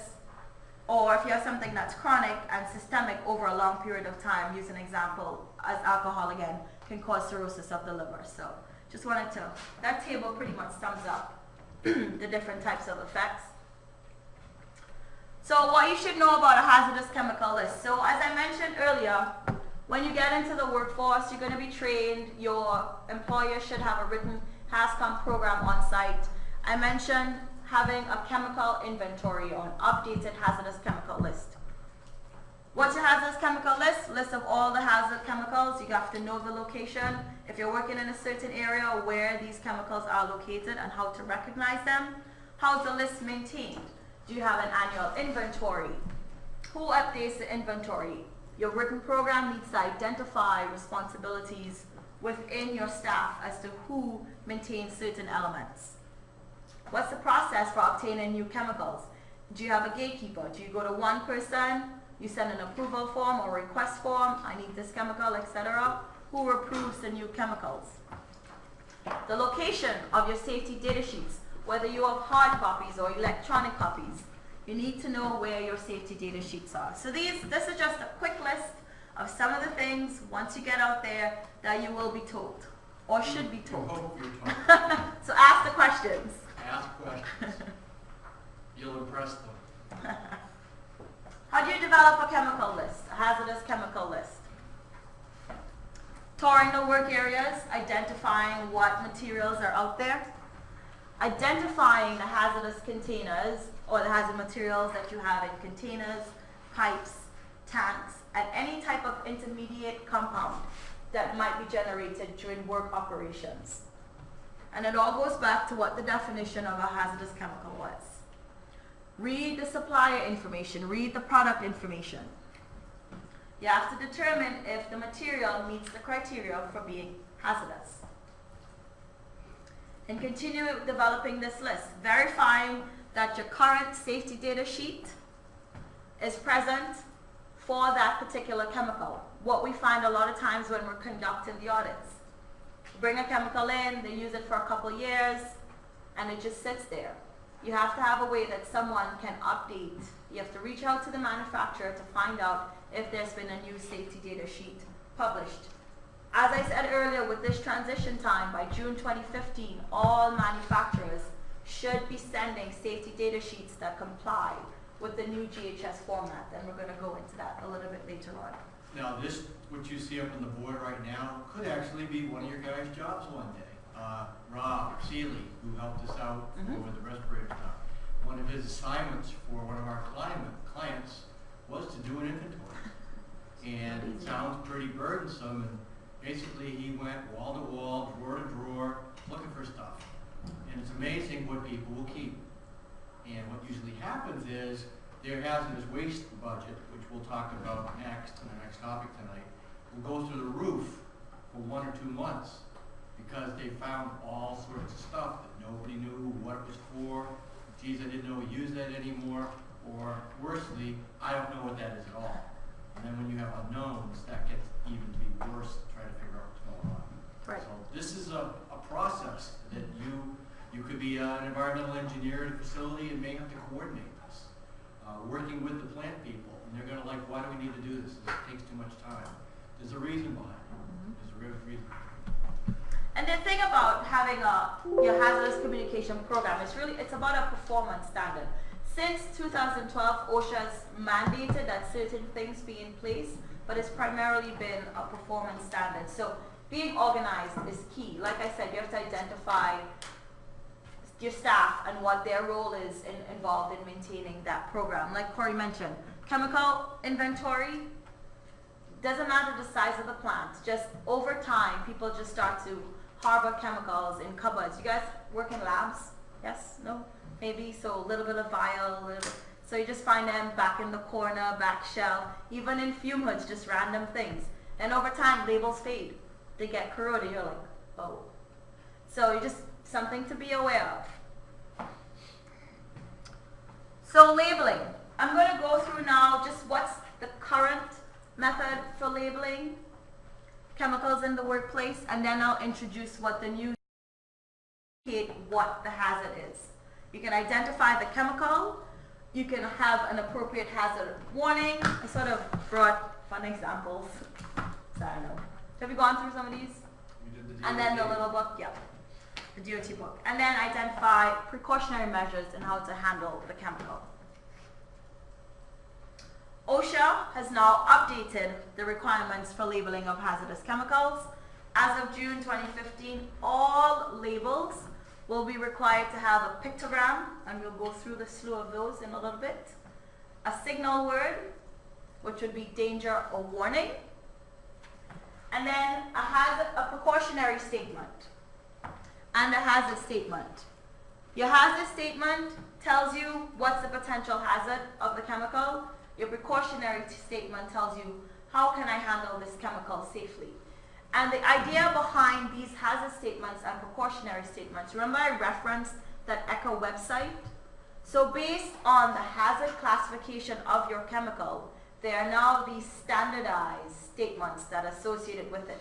So whether you manufacture acetone in the US, on the Asian market, or anywhere globally, you should see the same hazard statement and precautionary statement printed on that container. That's the main purpose of having this harmonized system, so that the information is consistent no matter where the material was manufactured. And of course, your product and supplier identification. Labeling. All containers of hazardous materials must be labeled. It can include your primary containers that come directly from your manufacturer, secondary containers, any stationary containers, bulk storage containers, any in-process containers, any portable type containers, any piping systems. All these elements within the facility must be clearly labeled and identified. If you see pipes overhead, sometimes it might fade. You must be able to recognize hazardous materials on site. Everybody knows what a secondary container is, right? Who can tell Kerry Ann what a secondary container, or give her an example? What do you see up on the board there that's a secondary container? 5-gallon bucket. That 5-gallon bucket, right. By law, if that 5-gallon bucket's under your control the whole time, it doesn't need to be labeled. In the real world, guess where that bucket's gonna go? Wherever it wants. It won't be under your control. It's gonna end up somewhere, and a regulatory agency will come through and go, what's that stuff? Well, you just walked yourself into a fine. So that's why we really, really stress, really stress labeling. You cannot label stuff enough. Just an example, label of primary containers. Corey mentioned that you guys went through this before. These guys are experts on this. Using the DOT as an example, a little quick snapshot. And then labeling of secondary containers. You have two systems, the NFPA system, HMIS system, and they use color coding to identify the hazards. You guys have gone through this. Just the pictures of what your systems look like. Now, GHS. We have NFPA, HMIS, primarily used for secondary containers. And now we've gone and introduced GHS. So your NFPA, HMIS, they've used a hazard rating scale from 0 to 4, 0 being the lowest and 4 being the highest. However, with the new GHS system, their hazard rating scale is reversed. Might sound confusing, but with the new label elements on your primary containers, they don't identify a number rating for the hazard. So even though with GHS it's reversed, your labels, you won't see a number. You will see that number on your safety data sheet. So theoretically, OSHA has not disbanded the use of your NFPA and HMIS system as an alternative source for labeling. However, you can see as people transition to the new system, it's going to get crazy. So companies now have to find a way to comply with the regulations for the new GHS system and decide whether or not they want to maintain the NFPA and HMIS secondary labeling. I've seen some. I think the new SDS. That Oh, you have? all of them. Like they just have what the NFPA is and the HMS. I think it isn't. Then they have the GH. So they have all three on I the think same. I've seen that. Yeah, where I've seen at least two. Okay. Because I remember looking at the Mhm. GHs and I was like, and then I looked at the NFPA and I was like, oh yeah. Okay, right. So some people are doing that, putting all the information on that safety data sheet, which is good. So it eliminates any source of confusion. But what I want to point out is that throughout over time, your facility, with the secondary labeling, if you have a safety data sheet that's new, that's brand new, that has all the compliance regs for the GHS, and you have a secondary container and the label is slightly faded, if you do not have that HMIS information from the prior hazard categorization, you cannot look at a new safety data sheet and put a number rating onto that HMIS or NFPA label. So you have to be very careful where that is concerned. You can only use your GHS with the new safety data sheet, your secondary labeling, your NFPA, HMIS. You cannot transfer that numbering information onto that label. Is that clear? Because it's opposite.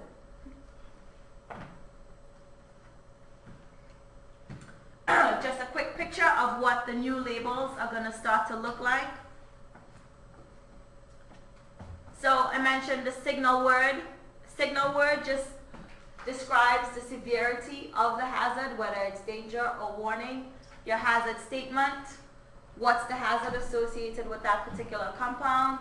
Your precautionary statement, how to handle this compound safely, and then a pictogram which will tell you what the hazard is. So all these images here with the flame, the skull and crossbones, the guy with the exploding chest, these are what we refer to as pictograms, and they identify the hazards, the health hazard or the physical hazard of the particular chemical. 5 here, you have the contact information for the manufacturer. Pictograms.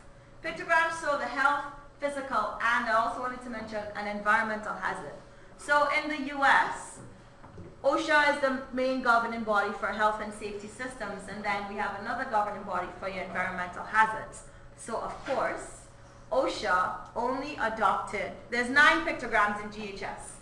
OSHA will only be regulating 8 of those pictograms. And then the 9th is going to be regulated by your environmental body. So just an example here of what the pictograms are going to start to look like and what hazards they represent.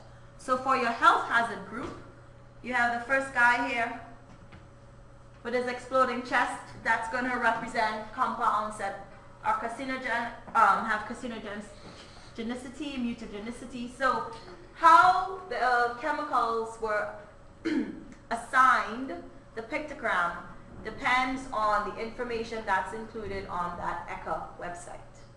So like I said, companies have registered their chemicals and they've published a harmonized classification.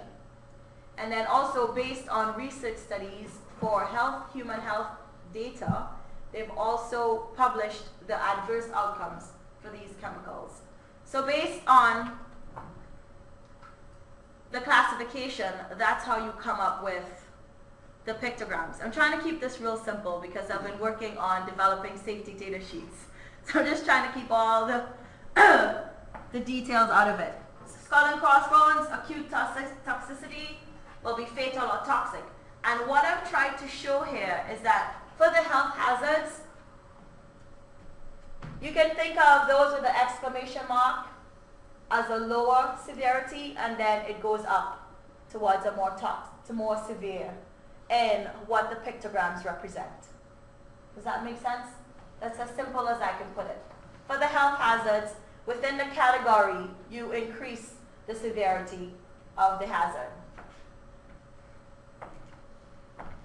When you come to physical hazards, based on the nature of the material, it can be flammable. You have your gas cylinder here, exploding bomb, explosive material, flame over a circle, oxidizers. Again, your pictograms represent your hazard for the chemical.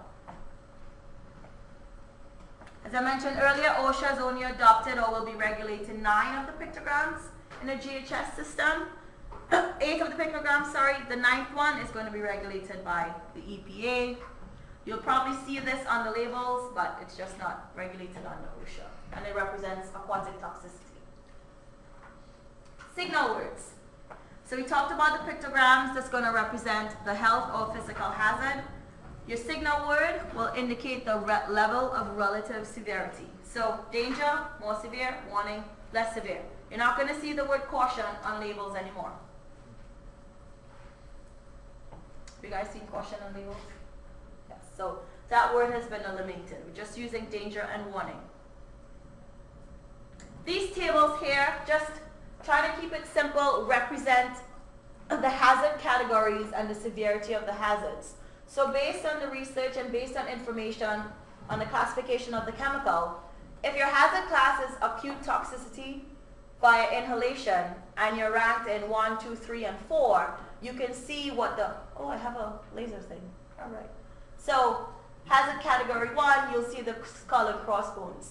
GHS, remember we go from low number, which will represent the higher hazard, and the higher number will represent the lower hazard.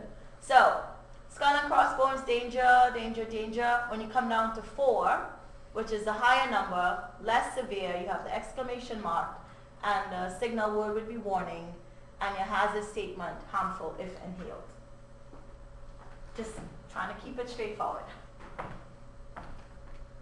When you come over to physical hazards, and this is the classification according to GHS. Your hazard class is flammable. You now have a hazard category from 1 to 4. A pictogram will be a flame from 1 to 3. Your signal word, hazard statement. So all these elements of your hazard classification, it's just based on information that's presented through we use the European Union, their chemical agency information. So again, if you have a hazard category number 4, you may not necessarily have a pictogram, but you will have a signal word and a hazard statement associated with the chemical. Precautionary statements just tells you how to handle the chemical safely to prevent adverse effects. You will see statements like keep away from heat or spark for some of the flammable materials. Storage and disposal are new to your safety data sheet, and we'll go through that later on, but it just helps us understand how to use the chemical in a safer manner and how to dispose of the chemical. And when you do environmental audits or even health and safety audits, when you're looking to see the manner in which the chemicals need to be maintained, having these new safety data sheets, hopefully the information has been vetted and it is accurate, it will ease in understanding how they handle material at the site. And this is just a quick exercise for us to make sure we understand the changes to the labels. So the pictogram over there, what are the hazard classes? Your signal word, how severe is the most severe, danger. Your hazard statement, how can it harm me? Precautionary statement, what do I need to do to handle this chemical safely? So basically, right off the bat, with the new labels, you can get a whole slew of information regarding the chemical. We're going to go into a little bit of detail here about your safety data sheets. As I said earlier, by adopting the new GHS system for the standard and classification of labels and for the chemicals, we now have adopted a 16-section format for your safety data sheets. So before, sometimes you would have seen a safety data sheet that had 2 pages, some that had 8 pages. What they've done now is structured the elements.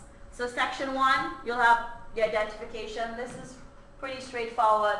The manufacturer, address, phone number, emergency number. Any restrictions on use. Sometimes for pesticides, you will see this information.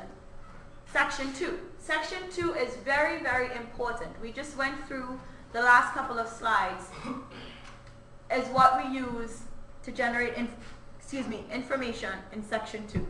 So you identify all hazards regarding the chemicals. In section 2, you will find all information that should be included on your label. Section 3, composition on ingredients.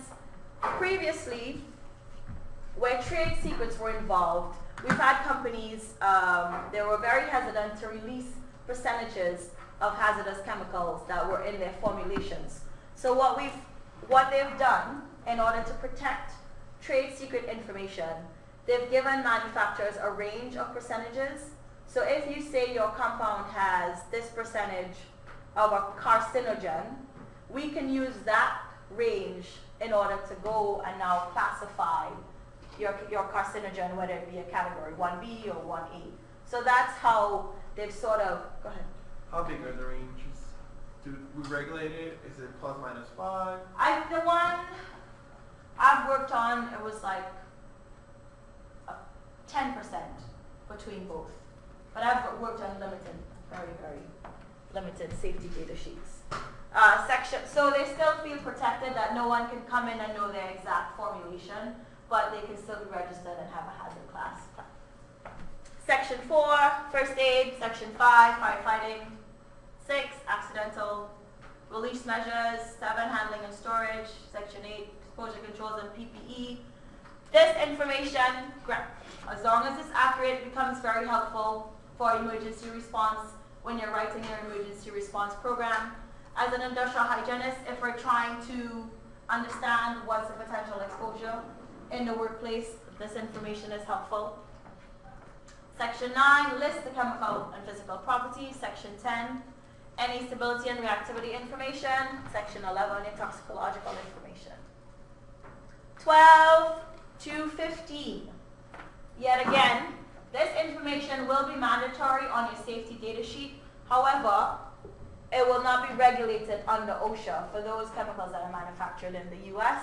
And section 16 just presents other pertinent information. So for your safety data sheets, if there are dates for revisions or any other information that a manufacturer feels is necessary to include. Kerry, on data sheets, did they come up this time with a time allotment of how long you could hold them before you need to change them out? Did they come up with 3 years, 5 years?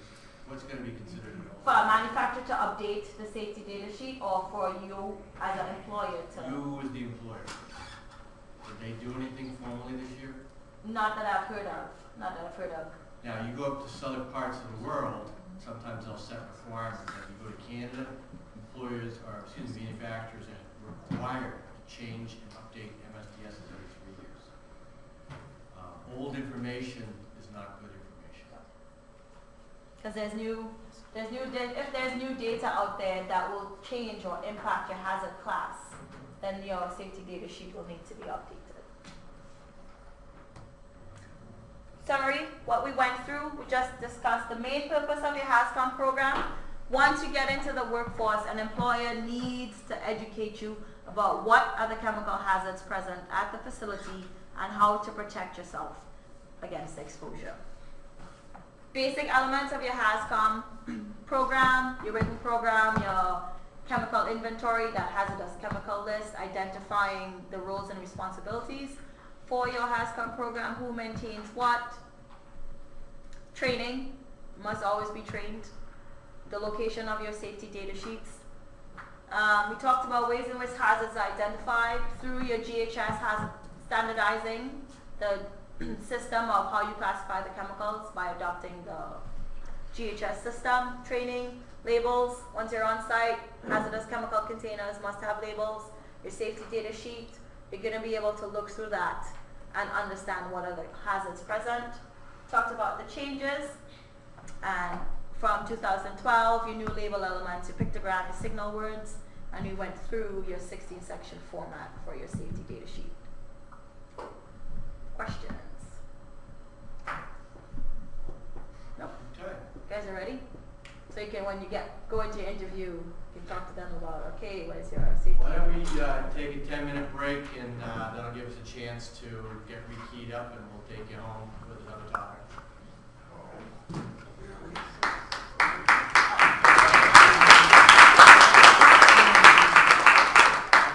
I don't get applause, and I like it. So take that.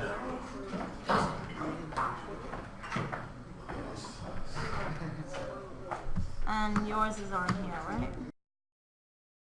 Well, which is the ecological impacts? OSHA doesn't regulate them, but EPA regulate them. EPA is gonna. So I have a question. So honestly,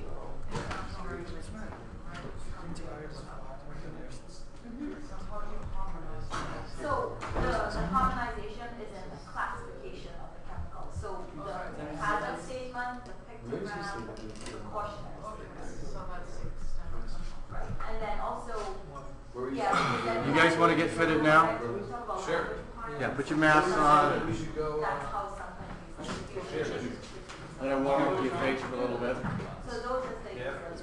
Again, anybody's got any of these respirator forms? We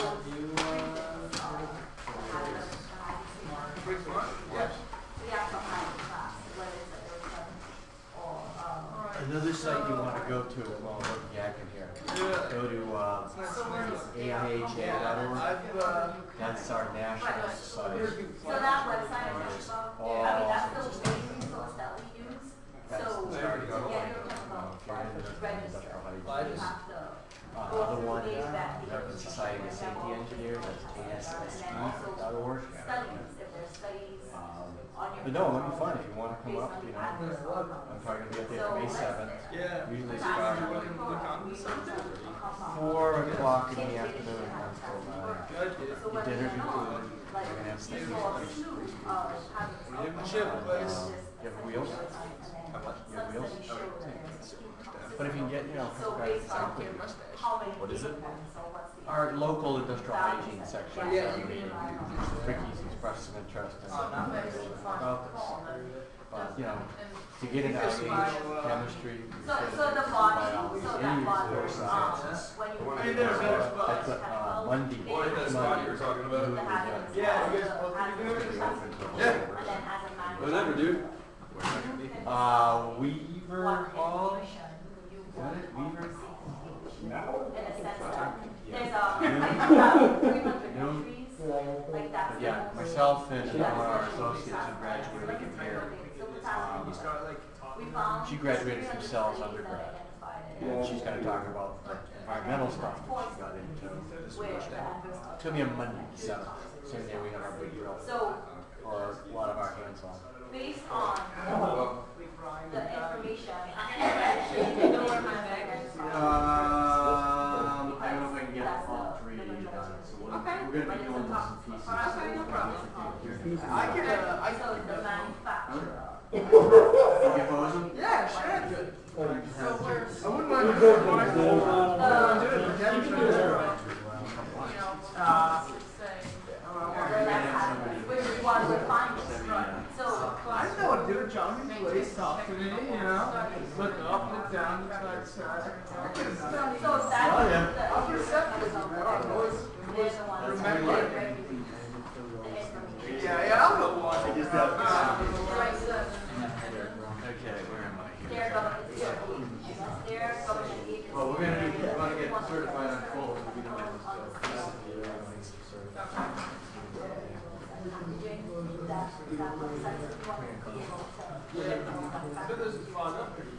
This one especially. Also, when they take a look at the information and based on what you upload and you harmonize, if they don't agree with You what guys you want to watch that? so it's similar to the best stuff? that's why we use the Go to bed late last night. Oh,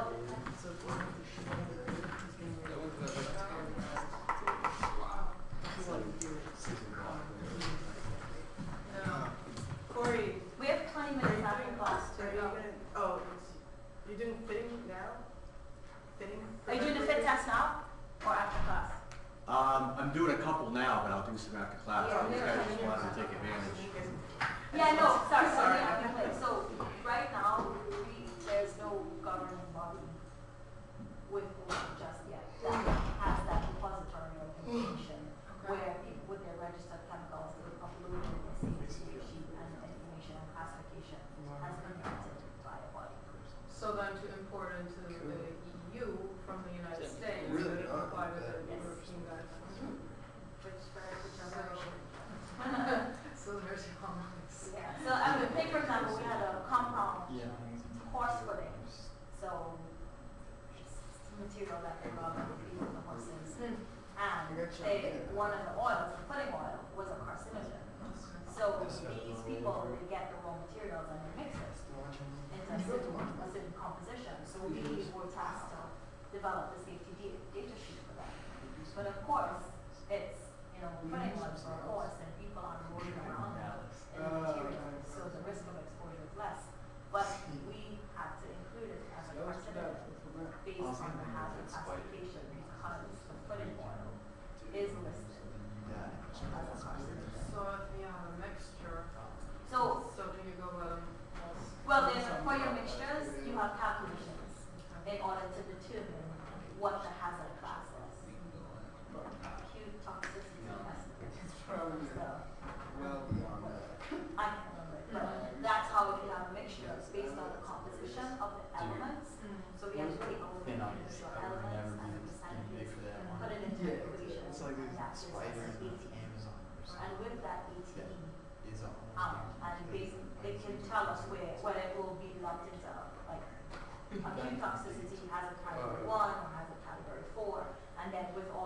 You guys heard that. So basically, we have to determine what's the class, acute or irritant, what's the hazard or industrial, and then that tells us what's the pictogram and signal word and the hazard statement that we can use. So now if that company wants to export their soil into a less developed country, because EU is pretty well regulated, right? So what if you go into So that's the thing, not everyone's adopted GHS, so they can just put whatever they want on their CTD sheet. For, you know, for the developing nations, they should really strive to adopt GHS so that, one, their local manufacturers they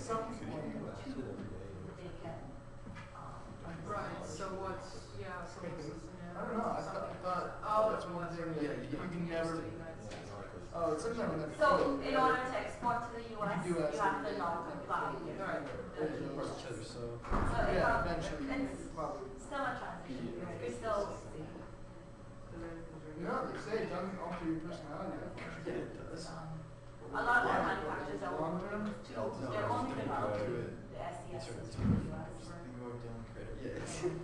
So now, is that just a transition period where you have to the GHS? Yeah, it's like, and actually, you probably have so many spiritual realities. Oh, so, And Thank you. the And OSHA the- and EPA, is that just a transition period? So- Or is the plan to make? well, that's where it gets real tricky because, so basically your color code system is really specific.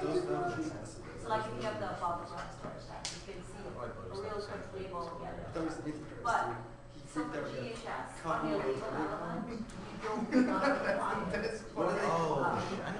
Like when you get on the subway, those little wriggly So on lines. these labels, you're required to put that one before number. So even if you were to have the HMIS system in place and it was next to the GHS label, you wouldn't see a number that would confuse you on a color coded system. So I can see getting caught in the it. facility's not Sorts of caught up. He wasn't even caught. He thought he was not caught. Get one of them like in your pocket or Because something. OSHA said you Yeah. can still use No, she can't even HMIS. use I imagine he's getting high. Until, is there a You're cutoff? not outgoing.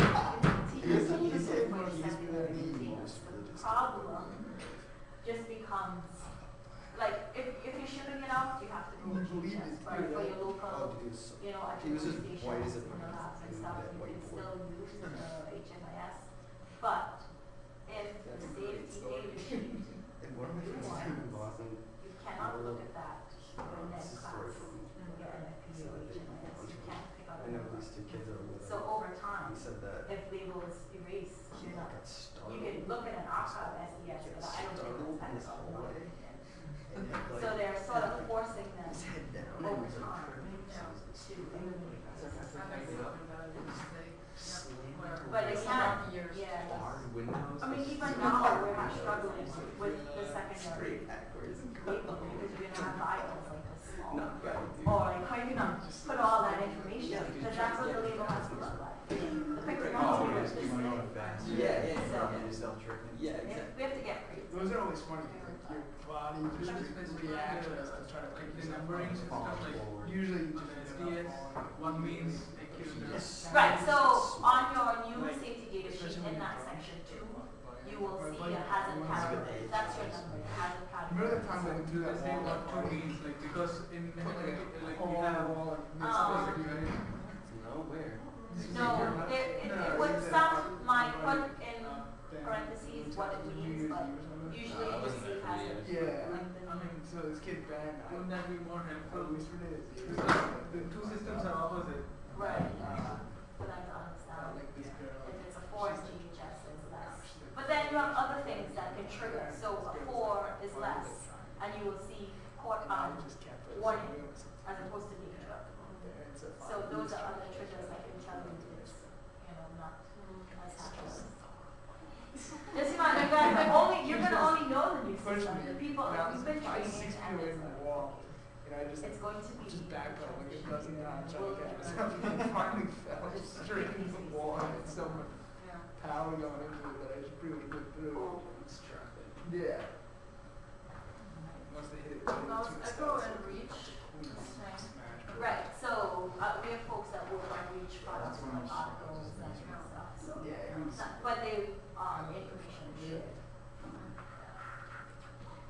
But we might just fall. It's really been helpful because they have all the information right there. So for ECHA also, when you come to your hazard statement, it streamlines everything so that they tell you what that hazard statement should be for your chemical. So the difficult thing with people in these competitions come up with an acute toxicity estimate, and then you have to say, okay, we got to make sure. So if it's based on calculation at first, but are there toxicology tests that follow them on the mixture? Yeah, so I just picked up the schedule. What we use our toxicologists for his judgment, when you have a chemical and there's not a clear definition on whether it's just or you need to increase it to like a acute toxicity. So that's where he uses his definition based on the data that's available. Which is what category to put it into. I'm trying to do it, So it's like, if you have an initial registration, right, so you have a component mixture of 3 different components, right, and you go through your calculations and you come up with an initial classification, right? So that's the initial classification, Yeah. right? So the requirement then that an actual toxicology test, animal testing, whatever, follows now to kind of confirm. I'm not sure because for the chemical, you would have already seen how many studies and what the outcomes were. But that would only be for each individual component, right? So a mixture could change some of its properties. Obviously, we all do. nobody's really interested in finding the house, so I'm just gonna put it. I think, oh, okay, That's a big I know. photo. Alright, so you're saying when you have a composition, Might the just studies do would it only test if I'm on gonna slip like different single elements. Right. So that acute toxicity estimate in the equation that we use takes into account. So I'm not sure if they're not gonna just study that chemical for adverse, that composition for adverse outcomes. But what we use that ATE number is to sort of based on all three, the concentration of all three elements in their composition. In left? Yeah, what I'm wondering is, Left the house. like, how reach, if they accept classifications just You think based you just on come home and get something? calculations based on each component. So if you have a manufacturer that comes up with How do you look at it? So we A mixture. Maybe Composition, right, yeah. formulation. than you know. So you can go through the calculations, but then That Bonnie it's a glasses. requirement that within a certain amount of time, Keep it skinny. you actually test the mixture, not only health and safety, Did you say anything? information and toxicology, toxicology, et cetera. Because, and that's true, because when you, the toxicological data, when you have a mixture, it just includes the toxicology data for all the 5 minutes? It's not for the mixture. The only thing that's specific to the mixture would be in the different, the other sections. Right. That's true. Based on what we've been doing. Okay. Sure, yeah, I mean, I told Corey to let you know, I know he's been. No, caught me off guard, to be honest. But that I one's like pretty good placement. Is there nothing about? 3 hours sitting in one spot. Right. Seriously, dude. I mean, the new standard is so that we don't have 6 different CTs. I know. But they ran out over Okay, so, you guys know what the form is. Yeah, I got the form filled out, sure it was you. But I'll have to, one of the guy I work with that much to Okay. I'm sure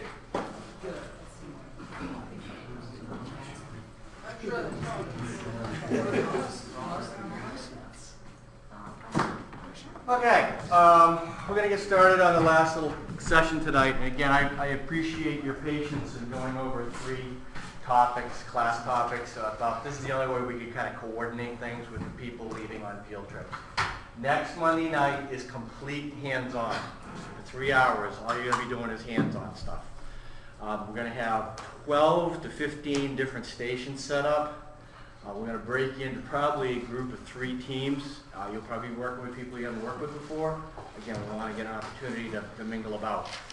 You're going to do everything from collecting soil samples, to collecting water samples, to transferring liquids, to how to use binoculars with a respirator on, to how to communicate over a 2-way radio with a respirator on. We try to get you through as many hands-on practical things to kind of get you used to doing things with 2 pairs of gloves on or something stuffed on your face and trying to talk to somebody, okay? Get you somewhat prepared for that. Okay, this session that we're going to go over is on waste cycling as well as hazardous waste management. So when you work at sites, a lot of the stuff that you're generating, you're digging up, that you're sampling, is going to go out as a waste. You're there for a purpose to characterize it as a waste, to collect the appropriate samples that'll be sent to a laboratory or whatever. Or you're on a known waste site and you're there for purpose of investigation or remediation or whatever. When you're in an industrial environment, you're generating waste. Everything you use when you go to any form of industry, when we go to places and they say, oh, we don't generate any hazardous waste. Okay? That's an opportunity to ask several more questions because it's very, very difficult not to generate hazardous waste. We're hearing about more and more companies that are trying to go to zero discharge. You'll hear that term. They basically don't throw anything away. They recycle everything, they reclaim it, you name it. So those are the very, very progressive companies that can do that. Basically, this is going to be an overview of industrial waste management. I'm going to give you some background information on how hazardous waste can threaten the environment, properties, and your human health. How we go managing waste. You're going to, term you may have heard in the past is called cradle to grave. A generator is the responsible party to take that material from whence they made it or acquired it and take it to the grave or a proper waste disposal facility. All of this regulatory-wise is covered by your DEPs, your DEMs, your DECs on a state level, or under RCRA, the Resource Conservation Recovery Act under EPA. So basically CERCLA, Comprehensive Environmental Response Compensation and Liability Act, and SARA, the Superfund Amendment and Reauthorization Act, deal with the waste that gets generated or gets created from work activities, things that have gone awry, spills, stuff that's been dumped in the past illegally. Okay? Who do you think on a local level would be involved in waste management in, say, your towns or cities where you grew up?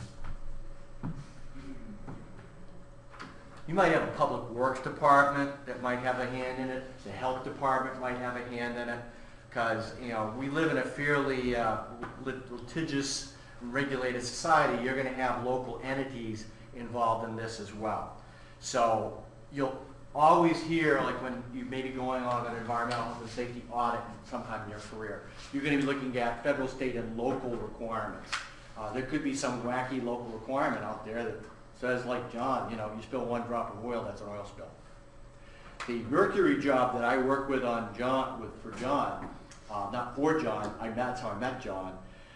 It was from a radio grill in the Walmart that's up, I think it's in Warwick, before you make the turn off to go down to, what's that neat little fishing community off Bethesda?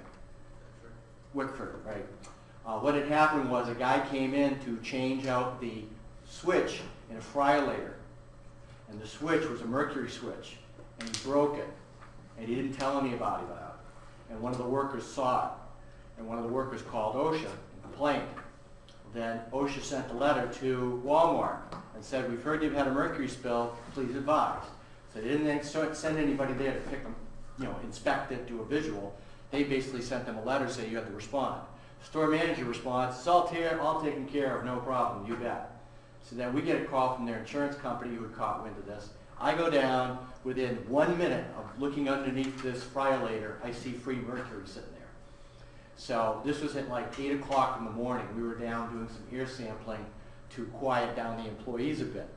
Well, a fryer-lator usually has what in it? Hot oil, and it's a hot temperature, right? So this mercury was right underneath the fryer-lator. So mercury will vaporize at such and such level, normally ambient. You start heating it up, it starts to vaporize more. So when we saw the freestanding stuff, I called the store manager over and I took my little flashlight. I said, "Do you see that?" He goes, "Yeah." I said, "That's mercury." He's like, "Okay, so what can we do about it?" I said, "Well, there's not much we can do about it now." Lo and behold, I didn't know that the state of Rhode Island, like 3 weeks earlier, had put a mandate on any mercury spill was an emergency response now. Period. Any quantity. And we're like, "You gotta be kidding me." So John came in at 6 o'clock at night. We had to hire Clean Harbors to come in, shut down the store. It was a 24-hour Walmart, I believe. I spent 20 hours at a Walmart. And we couldn't get everything cleaned up. But they had vacuums, whole 9 yards. And we're talking for maybe about the amount of mercury that makes up your pinky nail. Why did this all go down? About 3 weeks earlier, the state of Rhode Island has I think it was some form of a power plant that they own, and they lost 10 pounds of mercury somewhere. So we go from 10 pounds of mercury lost to the environment. Also that housing thing that John talked about, what was it, Tree Gardens? I forget the name of it. The one, Pawtucket. There's, I believe, a YouTube or some type of video on that. That was a multi-million-dollar cleanup of that apartment complex. This mercury got everywhere. Got into the carpeting, and you have mixed families there, kids. So just mercury is a long way. I got to know John then, and he was a character then as he is now. Much younger though. Okay, Hazwoper is part of SARA, and the real management of hazardous waste gets covered under RECRA. So what we've kind of learned already, when you go to handle materials of any type, you want to have good field practices, good waste management practices as well. This happens to be a shot from a clandestine drug lab. They're taking out a flask of, actually it's a round bottom flask of probably an iodine material, because you can tell by the orange color, and it is in a steam bath. What level of protection? B? C? C? Okay.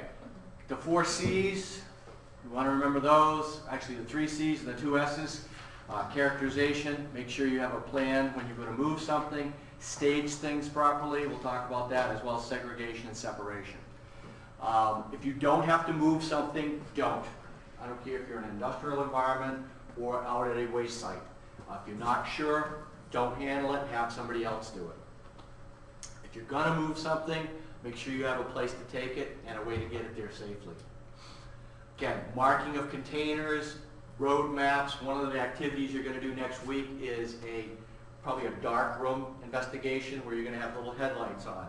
And you're going to have a pad of paper and a mark-a-lot and 2 pair of gloves and all suited up, and you're going to have to draw your best map. You'll be surprised how poor your handwriting is. And the best one will get put on my refrigerator at home for everybody to see. So you're going to be utilizing your skill sets to collect information, and part of that is container shapes, sizes, colors, ballpark quantity. Is the outside of the material, the container, contaminated at all? We'll go in and do work at laboratories, and you'll see labels that have been disintegrated. And you're like, okay, what was this? Then it can get to be very, very expensive. You come across this container, what's the first thing you're thinking? Yeah, pretty close to running away. What's happening here? Pressure building. Yeah, it looks like contents under pressure, okay? This could be nothing. It could just be maybe that it was in a warm area, or it could actually be something's reacting. I don't see any great labeling or marking on this container right now, but the purpose of taking pictures, taking videos, if it's safe to do so, taking some general air measurements around this to see if anything's leaking or not, seam sweeping, cracks. When we have your exercise next week, we're going to have you, and there's an outside exercise as well, you're going to have to map out and give us as much information as you can about that particular container. Corey. Yes? So what do you do with a, with this, right? Do you release the pressure? Do you move it? Well, I would get as much information as I could from the container. Also from that place that I was working at or visiting or whatever. Get as much background information as you can. Then, if anything has got to be vented, how are you going to do it? Minimum level of protection of? B. So you'd have to be on air. There's not many remote ways that you can take care of this. Another thing you guys are going to be playing with next week is a bung wrench. It sounds like a horrible device, but basically it helps you take out these bungs and vents to allow things to vent properly. If it was a very, very, very, very hazardous material, perhaps, it may get very carefully moved, taken off somewhere, and I've seen them shot with a gun. They will take it out and they will pop it. I've seen people use a spike on the end of a backhoe, and they will poke it. But it all starts with, where did this come from? What is the material? And it could just be, it could have been ice. It could have been water that expanded. So these unlabeled, unknown containers can get to be quite challenging. Okay? Always think before handling anything. And again, a lot of your activities, you may not go work for a Clean Harbors or a Triumvirate or something like that. You may be a plant person and hiring these guys to come in and do it. So you want to make sure that they're doing their job properly as well. Again, you're going to get a chance next week to use a drum dolly. You know, there's proper ways to pick up containers and move them. Working together, the buddy system is very, very important. We'll be stressing that. And making sure you've prepped all your areas, preparing for spills. One of the things we're going to get into, I got to figure out when to do it, is to talk about spill containment. We've gotten donated to us a lot of different socks and pillows and bags and fluff and dry zorb. There's all sorts of media out there that can be used for purposes of containing releases. Staging things, you want to keep things simple and basically put likes with likes. So if you have flammables, you put all the flammables together in one pile. If you have corrosives, you put them all together in one pile. If you happen to be able to differentiate between an acid and a base, you put the bases over here, you put the acids over here. You put all your unknowns somewhere else. And you are usually staging these waste materials on plastic sheeting or geotextile or something that's impervious. Again, likes with likes. You want to start segregating. Then you can start separating. You want to make sure you're going to eliminate incompatible reactions. When you get to facilities, chemical plants, they will actually have, I call them little diked in areas where you'll have a waste storage room. And they will have flammables in one area, and they will have a containment dike around it. They may also use storage bins, outside bins. It's almost like a locker that you put stuff in. You want to make sure that the right material gets into the right locker, though. Say you had some nitric acid and some sulfuric acid, and you put it in a flammable storage cabinet. What's going to happen to that cabinet over time? It's going to start dissolving, yeah, because that typical metal, even when that's coated with some type of paint, it's not going to be able to take that release of kind of migrant, transient vapors that are coming off from those containers. So there are special containers, lockers for corrosives. So this might be when you get out to a site, how things get broken down. They will put groups of materials together. Okay, laws and regulations. What do we got here? We got hazardous waste. This looks like, I can't exactly read it, but I see one's a corrosive. What's this container made out of? That's a plastic or a polyethylene. What state of matter, solid, liquid, or gas, is inside this container? Trick questions. All three. Could be. Could be. Open top container. I didn't tell you if I was using that as an overpack. In other words, I could have a cylinder inside of there packaged up. I could have a 5-gallon container of liquid in there packaged up. Normally when you see an open top container, you're going to have a solid in there or a semi-solid. okay? They also give you an opportunity to add materials in. Sometimes you'll see containers like this used in carbon absorption units. Basically, it's a big 55-gallon drum of activated carbon, and they will use that to treat contaminated water. They'll have water flushing through that. We just worked with a client on this issue. You can't really see it, but there is no form of closure, even though it says closed funnel when done. This is the closure up here. Kind of unique setup. This is a spill containment setup. This is a raised kind of bed, and what happens is if this drum leaks, it goes into this catch basin, and basically a plastic bag rolls out of here, and this is designed to contain 55 gallons. It's great if it works. What they went back and looked at, some of these hadn't even been looked at for like 10 or 15 years, the bag had rotted. So it's a great idea, but someone's got to check this periodically. One of the things we helped this company with was there was no closure on this. Even though you have a funnel, if you accidentally hit that drum with a forklift, what's going to happen? Stuff's going to fall out. So basically we ended up buying about $1,000 worth of plumbing and put a ball valve on there that now they can close it off. Well, we solved that problem, which could have been a pretty good wreck refine, but between the height of this pad, the drum, the increased plumbing we put up here, now people had to take 5-gallon buckets that they normally drop like this, they had to start doing it this way. So now we took one problem, solved it, and made another problem.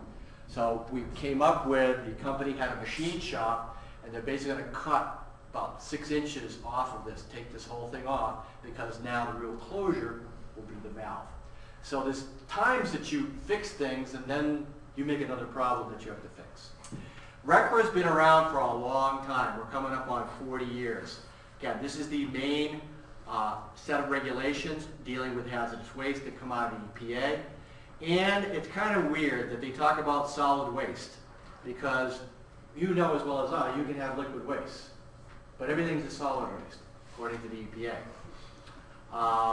Don't understand why, and we're also going to get you introduced to some of these terms. Basically, with RECRA, this all came about after Love Canal and some of these other large waste sites back in the 70s. Stuff was just getting dumped. If you had a field, if you were a plant and you had an area where you could dump stuff, it got dumped. They didn't care. There was no regulations. You just did it. That's how you got rid of stuff. And then people started getting wind of this and having contaminated water and the like. So thus we had to start setting up a formal system to identify and classify waste to make sure that it's going to get to its proper home. Started coming up with standards for the people that generate the waste, the transporters of the waste, and where the waste eventually goes to a treatment, storage, and disposal facility, or TSDF. RECRA penalties are huge. You can kill somebody in OSHA and get away with about a $3,000 to $5,000 fine. I'm being very blunt about that. You could have one drum of hazardous waste that's not labeled, it's $10,000 a day. EPA usually does not negotiate waste violations. OSHA does. So from a regulatory perspective, you don't want to go, and none of your facilities or wherever you go to work, want to cross with EPA or DEP or DEM on a waste issue, because it gets very expensive, very fast. Usually they start a clock that starts from the time they tell you, and then it's like a rolling adding machine. The fines just keep going until you get your settlement done. The generator is basically the person that causes that waste to exist. And they basically have to obtain what's called an EPA ID number that is unique to the facility. So if you had you work for a company, and let's say they have they occupy a street, there's 3 separate plants, but it's all one company, you will have 3 separate EPA ID numbers. Okay? So they tie it to the facility, not to the company. You have a spill for the first time. And you're like, I've never had a spill before. What am I supposed to do? I'm going to have to get this stuff cleaned up. You will call the state, and they will get you an emergency number, and that's going to be your number moving forward. So that is one of the first kind of identifiers. It's almost like a driver's license for generating hazardous waste. The generator accumulates it and stores the waste temporarily. And there are various types of generators based on the quantity that you generate in any calendar month. So you can have very small quantity. That's 220 pounds. That's not a lot of waste. You know, it's really not a lot. They also break down for certain types of waste. If you have stuff that's acutely hazardous, they will cut it down even more. And then also, if you have to, you're remote, they'll give you some leeway on the amount of time that you can generate it. Small quantity generators, now we've bumped up to about 2,000 pounds, maybe a ton now in any calendar month. And now we get in, we can't have a kilogram of acutely hazardous waste. And you've got to get it off-site within 180 days. That's small quantity generators. Large quantity generators are people that generate more than a ton of waste, non-acute waste, in any calendar month. And this is the magic number. A lot of your employers, when you go there, will either be small quantity generators, or if they're a big, involved type of chemical plant, they will have a 90-day status. You do not want to hold waste beyond 90 days if you don't have what's called a Part B permit. Part B permit, you activate treatment or storage and disposal facility. People don't want to do that. They think it'd be nice and convenient. But the amount of paperwork that you have to submit to get a Part B permit, it's kind of like take your master's thesis or your doctoral thesis and do it 50 times. Giant books of material that you have to distribute. So basically, you're going to see more large quantity generators and small quantity generators. These are the requirements for being a generator, and the classic thing that you hear about is you are responsible for cradle to grave. You generate it, you got to make sure it gets to its proper home. All these things are involved, and it doesn't look like a lot. So if you keep your waste streams, as they call it, down to a bare minimum, it's a lot easier to manage it. If you get haphazard in your production processes, research and development, stuff like that, you start generating some wacky waste, it can get to be quite complicated. So basically, the generator has to make sure the transporter is in good shape. They know what they're doing. You want to take it to the best treatment storage disposal facility. And you're going to have, we're going to talk about what's called a manifesting system. It's like a shipping paper. That once I generate the waste, I have it all ready to go. I put it on a paper, and now all of a sudden I'm creating 16 pieces of paper that are going to go to various people. Ultimate goal being, I get the final sheet back from the waste site saying, I got your stuff. I can now close that file and hold on to it. So there are a lot of requirements for being a generator. Transporters get off a little bit easy, but they still have the burden of what? They got to get the waste from point A to point B in one piece. And sometimes that's not so easy. But who's ultimately responsible? The generator. The generator is going to be responsible from the time it gets from point A to point B, even if the transporter causes the problem. They're going to get involved, obviously, in some form of a settlement if there's been any type of accident. Again, they have their own unique number, and they have to be permitted. If you ever go down the road and see a Clean Harbors truck or a Triumvirate truck or EQ, that truck is going to have all sorts of New Jersey numbers, New York numbers, Massachusetts numbers, Connecticut numbers. Every state that you transport waste through, you have to be a certified and approved hauler. Drivers have to have a hazmat exemption on their driver's license. It allows them to drive hazmat. Another thing I'm getting ready to apply for, and this is not a bad thing, if you think you're going to get into the business from a consulting standpoint, or if you're going to be working anywhere near the water, you want to get what's called a TWIC card, Transportation Worker Information Card. It costs, I think it's $129. This is something, if you have it, your employer may reimburse you. It's good for 5 years. But basically, this makes you street legal. It's almost like a passport to do anything with hazardous materials or hazardous waste near the water. So if you're working at a facility, going to a facility, working in the petroleum industry, you will need a TWIC card. It used to be something that you applied for. You don't fill out paper anymore, you just show up. They give you an interview, you have to bring a couple forms of ID, and then you got this, basically it's an identification card. And it allows you to get in. Hey, if you start working down in the, down south somewhere, you're gonna be doing work at any of the refineries, you have to have a TWIC card. Yes? Are those per state or is that like a national? That is a national program. That is a national program. But just something else I'm putting on my resume because it's going to help with me with other opportunities. TSDFs. Me too. Huh? Me too. Yeah. TSDFs, treats, stores, disposes. This is the waste site. This is the incinerator. This is the treatment facility. These are the guys that take the stuff that nobody else wants, renders it inert, takes care of it, makes it go off as carbon dioxide and water, makes it solidify, puts it in the ground, whatever.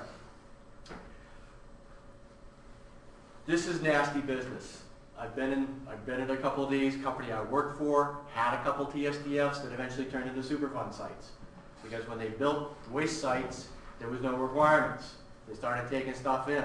The requirements came up, they had to go close the facility, had to dig all the crap up, put all sorts of containment around it. Very, very expensive operation to get this permit. A huge amount of requirements. You screw up at a TSDF, you're out of business. Pretty much that's what it is. States can authorize their own requirements, and we have to be aware of those at all times. States pretty much drive the hazardous waste programs. They will revert back to EPA for certain things, but usually state regs for waste drive it. They'll refer back to EPA, but when you get fined and stuff, usually it comes from DEP or DEM or DEC or whatever it's called. You have to know about your waste streams. That's what they call it. I don't know how they ever came up with that term, but a waste stream. It kind of sounds like you have a creek running through your plant that you dump stuff into. That's not the case. Anybody here studying chemical engineering or taking any chemistry classes or anything like that? Chemistry? This will be valuable background because you will be brought into the facility to help them figure out, we started with these 15, 16 different chemicals. Well, what do we have once we blend them all together and we finished our product and we got this junk left over? Usually a company is going to tie in with a consultant or like a waste handler like Clean Harbors. They will come in and categorize the waste. All sorts of requirements. RECRA is right up there with, RECRA is probably one of the more stringent regs right up there with air. I think it probably goes waste, air, and water. And they're probably very, very close as far as priority goes. You introduce something to the environment that's not supposed to be there, you're going to hear about it. So, a lot of requirements, a lot of training, a lot of record keeping. Lots of record keeping. Basically, you don't throw anything away. Basically, I love this definition from EPA that a liquid waste is now solid. Could be a semi-solid, could be a contained gas. How they came up with this, I don't know. But pretty much anything that we generate fits into the category of a solid waste. It's just a matter of whether it is hazardous or not. And here, if you work at a facility, all sorts of things can get generated in day-to-day facility operations. Degreasing, plating, cleaning, machine servicing. If they have a transportation hub where they work on vehicles, if they have a research and development lab, testing lab, QA, QC labs. Always have to plan for spills. And the shop guys. This is usually the scary part of a lot of plants. You go into the maintenance area and everybody has kept everything. And you just see like a wall of stuff or a wall of paint. I see Silky laughing because you see that down in Pfizer, right? No, not at my place. Waste determination is how you go through and you figure out whether something is hazardous waste or not. And then you determine whether it's listed or not, and then if there's any other requirements. So, basically we start out with a bunch of questions. Is the material hazardous? Now we're not talking a hazardous chemical here under OSHA. Remember, hazardous waste is exempt from HAZCOM requirements, It's not to say it's exempt from other health and safety requirements, because that's one of the reasons we have Hazwoper. So you want to make sure that it is indeed a hazardous waste. It could be exempt. It's entirely possible. They have listed waste, which we're going to talk about, and also characteristic waste. Then you got to worry about this, waste mixtures. It's a lot of things to worry about. I'm not going to go through each one of these, but these are called examples of listed waste, and they give them different alphabetical numbers. F usually deals with flammability. K wastes are specific to certain industries. U wastes are off-spec materials. So there's actually lists of waste that you would go through. You've seen these before. We talked about this a little bit when we went over to chemical hazards. You've seen this ignitability before. So if it's not listed, then you have to look at it to see if it's characteristic or not. Could be ignitable, could be reactive, the corrosivity scale, and the toxicity. So what companies try to do is learn about as much of this in advance of getting rid of the waste. Because otherwise you're going to pay somebody to come in and help do this. State reg waste. In Massachusetts, oil is a state-regulated waste. I don't know what it is in Rhode Island. Does anybody happen to know? Waste oil? I don't know. Some people have it as a regulated material, some don't. Which is kind of weird when you think about it. All the waste oil that gets generated, somehow it wouldn't be somehow regulated. Basically, we want to make sure that we don't mix stuff. Because if you mix something with something else, you can take a non-hazardous waste, put it in a hazardous waste, and now you have hazardous waste. This could be a drop-off. This was big back when chlorinated solvents were a big, very, very prevalent type of chemical in the workplace. Your trichloroethylenes, trichloroethane, chloroform, anything with chlorine. You put a drop of that in with any other type of waste oil, guess what you got? You got chlorinated oils now. And they're very expensive to get rid of. This is where John mentioned PCBs in the past. PCBs got into oil, you had a full drum of PCBs now. So you gotta manage stuff. There's a lot of labeling, there's a lot of procedures that have to be followed, because what do people do? They want to put whatever they can in the nearest container. This usually is not the best thing to do with hazardous waste. Universal waste, you'll hear this terminology as well. There are certain things that aren't hazardous, but they are still regulated. So things like your NiCad batteries, lithium batteries, don't go throwing those down the trash. Okay? Find someone that will take the used batteries back. We have a bin at work. We just kind of collect them and then we turn them in eventually at like Household Hazardous Waste Day or something like that. Any mercury containing stuff, as John was talking about. Your Household Hazardous Waste Days. I did a job, we did an audit about 4 months ago. We went through the laboratory. You know those big laboratory thermometers that are like a foot long? You know, when we do these audits, we're opening up drawers and looking for stuff, and I found like a handful of these things. And it happened to be in Canada. And in Canada, mercury is a acutely hazardous, regulated substance. So I said, and they have all these requirements you have to follow if you're going to use them. So my first question to the client was, do you plan to use these? No? Okay, so you need to make them go away. Otherwise, you're going to have to do all this stuff. And they go, well, we might need a thermometer for something one day. And like, there's other things that you can use to take temperatures with. So it's kind of getting people to part with stuff. Another biggie is fluorescent lamps. Fluorescent lamps have mercury in them. Has anybody unfortunately dropped a CFL yet? One of those compact fluorescent lights? That makes a mess. There's mercury in there. God forbid if you got kids roaming around, you got to be very, very careful in the cleanup. I made a big bonehead mistake back in 1999. The office that we were renting, the prior tenant had left us boxes of fluorescent tubes. I'm an industrial hygienist. I didn't know anything environmental about it. So we just threw them all in the dumpster. So when the dumpster comes, the dumpster man, he compacts it. We see this big cloud go out. And God knows what was in that cloud, other than a fair share amount of mercury. So I learned my lesson about fluorescent lamps that year. Okay, some of these things I'm going to kind of buzz through. With accumulation areas, there's some terminology you're going to hear. One's called a satellite area, and one's called a main accumulation area. Satellite areas are at or near the point of generation.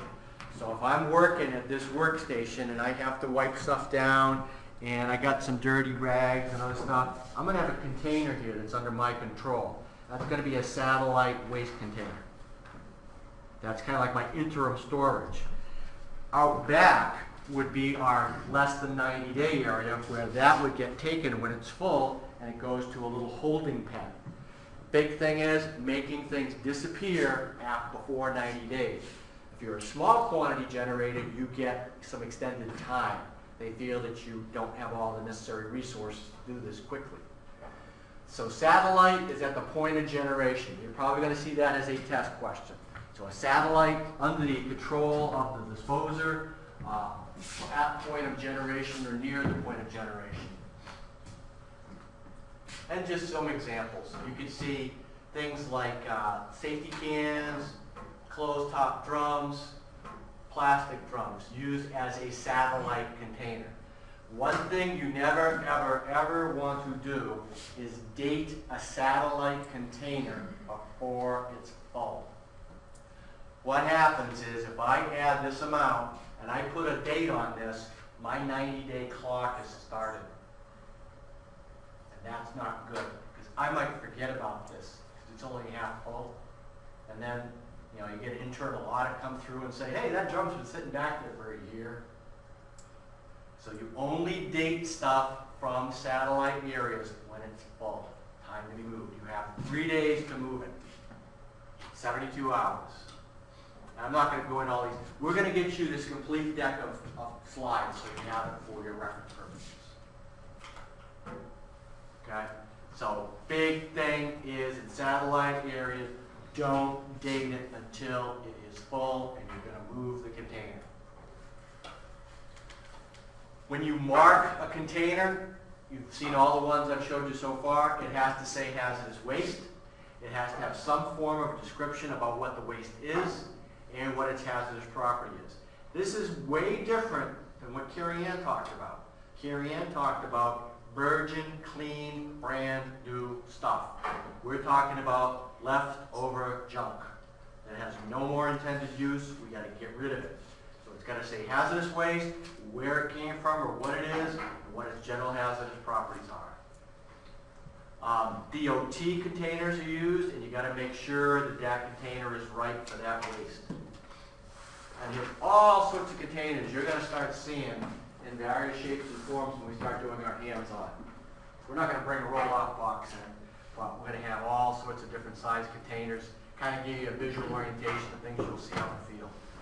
Make sure all the containers are in good shape before you add something. You've created another problem. Okay, these are important features here. So I'm trying to figure out what slide this is. Basically, things need to be labeled. You only open a container when you go to add waste to it, and you close it when you're done adding waste to it. You don't leave it open. Basically, and this is something that people, for some reason, have a hard time doing.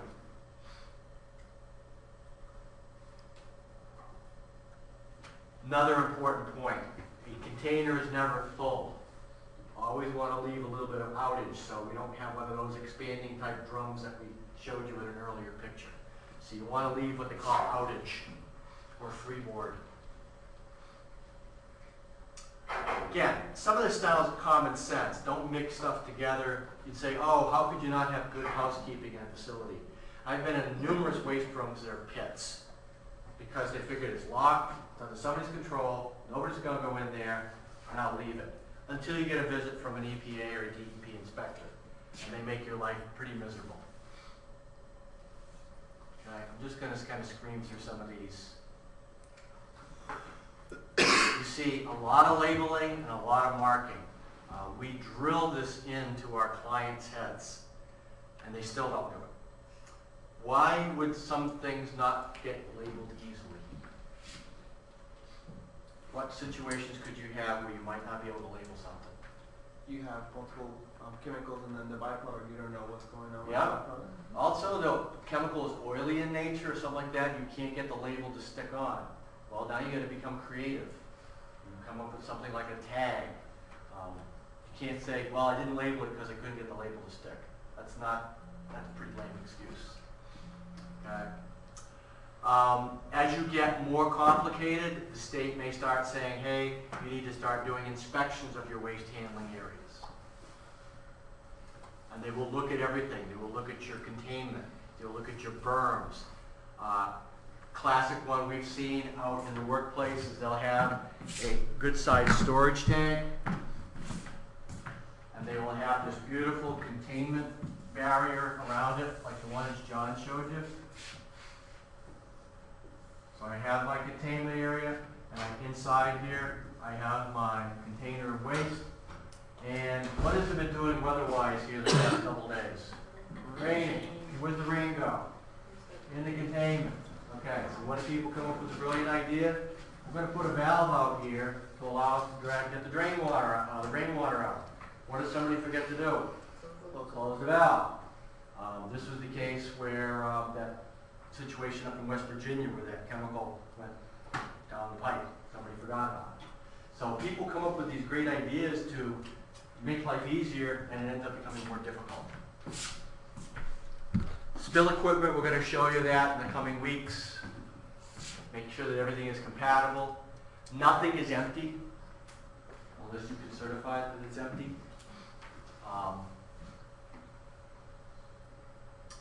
Let's see. Again, some of these things are somewhat obvious. You know, no open flames, no smoking. Then you go to the back waste area, which is back near the break area, and what do you see? Cigarette butts on the floor. You know, boys will be boys. But these are things we look at as environmental health and safety people. Grounding and bonding is done usually with ignitable waste. Again, you don't want to put incompatibles together. And your inspections vary depending on what level you're at. If you're at a lower level of waste generation, the inspections are less formal. As you get up to be like a less than 90-day generator, you have monthly inspection requirements and somebody has to physically go through and look at these things. And checklists are very, very valuable. Okay, let's see if there's anything else I want to go through here. Okay, we talked about the clock ticking. This is one of my clients' waste areas. We clouded out his face. So. This is an approved container. It's a cardboard box, but it's approved for its application. 90-day storage has a heck of a lot more requirements under it. Okay. I just want to get through manifesting here and then we'll call it a night. Transporters have to make sure that everything's all set on the containers prior to putting it in the vehicle. So proper labels are put on the containers, proper labels are put on the vehicle, the manifests are printed out properly, and basically then the driver takes their copy of the manifest. Again, paperwork. The piece of paper for hazardous waste is called a hazardous waste manifest, and there are many sections. One stays with you, the generator, one goes with the transporter, another one's going to go to the state, another one's going to go to the final resting place for the material. If you ever get into the role at some point in your career of signing off on hazardous waste manifests, do not sign your name solely. Why? Because, yeah, you're the responsible party now. So when you're retired and down in the Bahamas somewhere, you get a phone call that you're needed to come up for a court appearance. So sign on behalf of or as an agent for your company. Okay? Manifest has to go with the waste. And even though you'll have to maintain things for 3 years, our clients will hold hazardous waste manifest forever. This is a biggie. If you don't get your waste manifest back in 35 days, we got a problem. And you have every right then to notify the state. Who's the state going to call? TSDF and say, what's going on here? Does this still happen? I don't know. I think you might have some situations now where somebody couldn't get to the site because, you know, it was a adverse weather situation. But in the old days, I hate to say that again, there was stuff that would go and disappear. Emergency planning, John talked a little bit about this tonight, but it's the basics. Phone numbers, having appropriate equipment in the area, spill pads, access to proper equipment for moving the material. And then basically this is kind of how the manifest works. So you generate it, you keep one, and then basically it starts moving its way around and then goes to the state. So it's a 6-part manifest form. Certain states have their own forms. So if you're going to ship it to Indiana, you got to use an Indiana waste site form. Again, more complicated your systems, more precautionary safety precautions we're going to take. Best fire extinguishers, spill contamination area, alarms if needed, and making sure these things are inspected and checked periodically. Everybody needs to get trained and know what their limitations are. And when record training goes down, usually it's anybody that can come in contact with or generate the waste or handle it.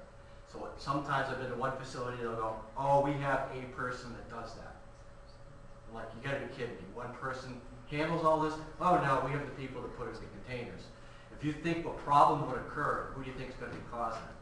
The people generating waste out of the facility. So some form of waste management training usually is provided to practically all employees, maybe not office folks. Other emergency planning things is just good. You can get dinged on aisle space if things aren't spaced properly, if labels aren't facing outwards. When you get into EPA and record regulations, you now have to start talking to other agencies. You have to provide the fire department, the hospital, a copy of your emergency plan. You have to even get, if you send this information out, you're supposed to get some type of correspondence back saying they've accepted it.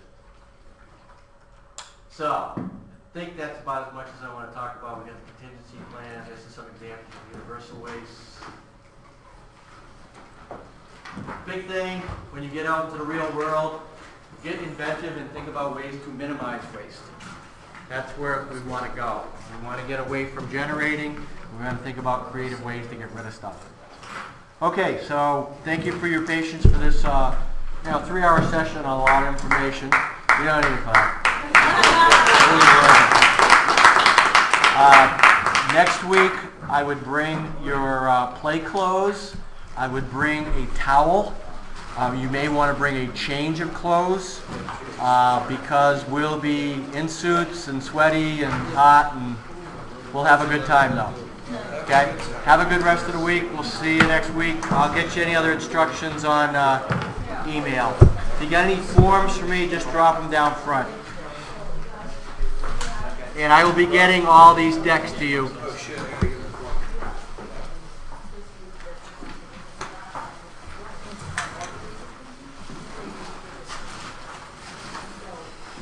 Yes. I have a question. How can I make up for last week? Okay, what's going to happen is somebody else missed. They missed respirators. So what I'm probably going to do, that's what I was trying to find out how your Mondays were. I haven't heard back from Corey. Okay. Take it easy. Okay. D-Flippo.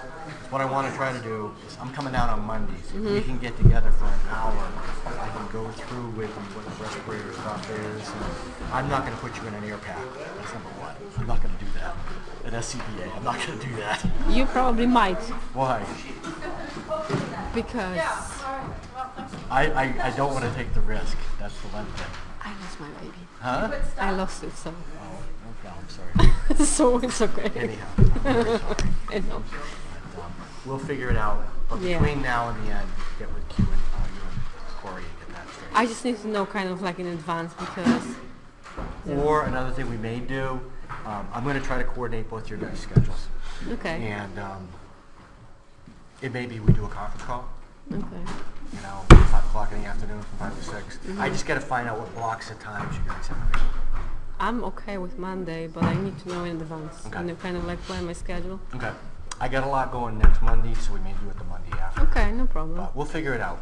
The good thing is we've been kind of feeding some of the information out here and there. So Okay. it was just you and Corey that was. Okay, that's good that it's two people. Thank you.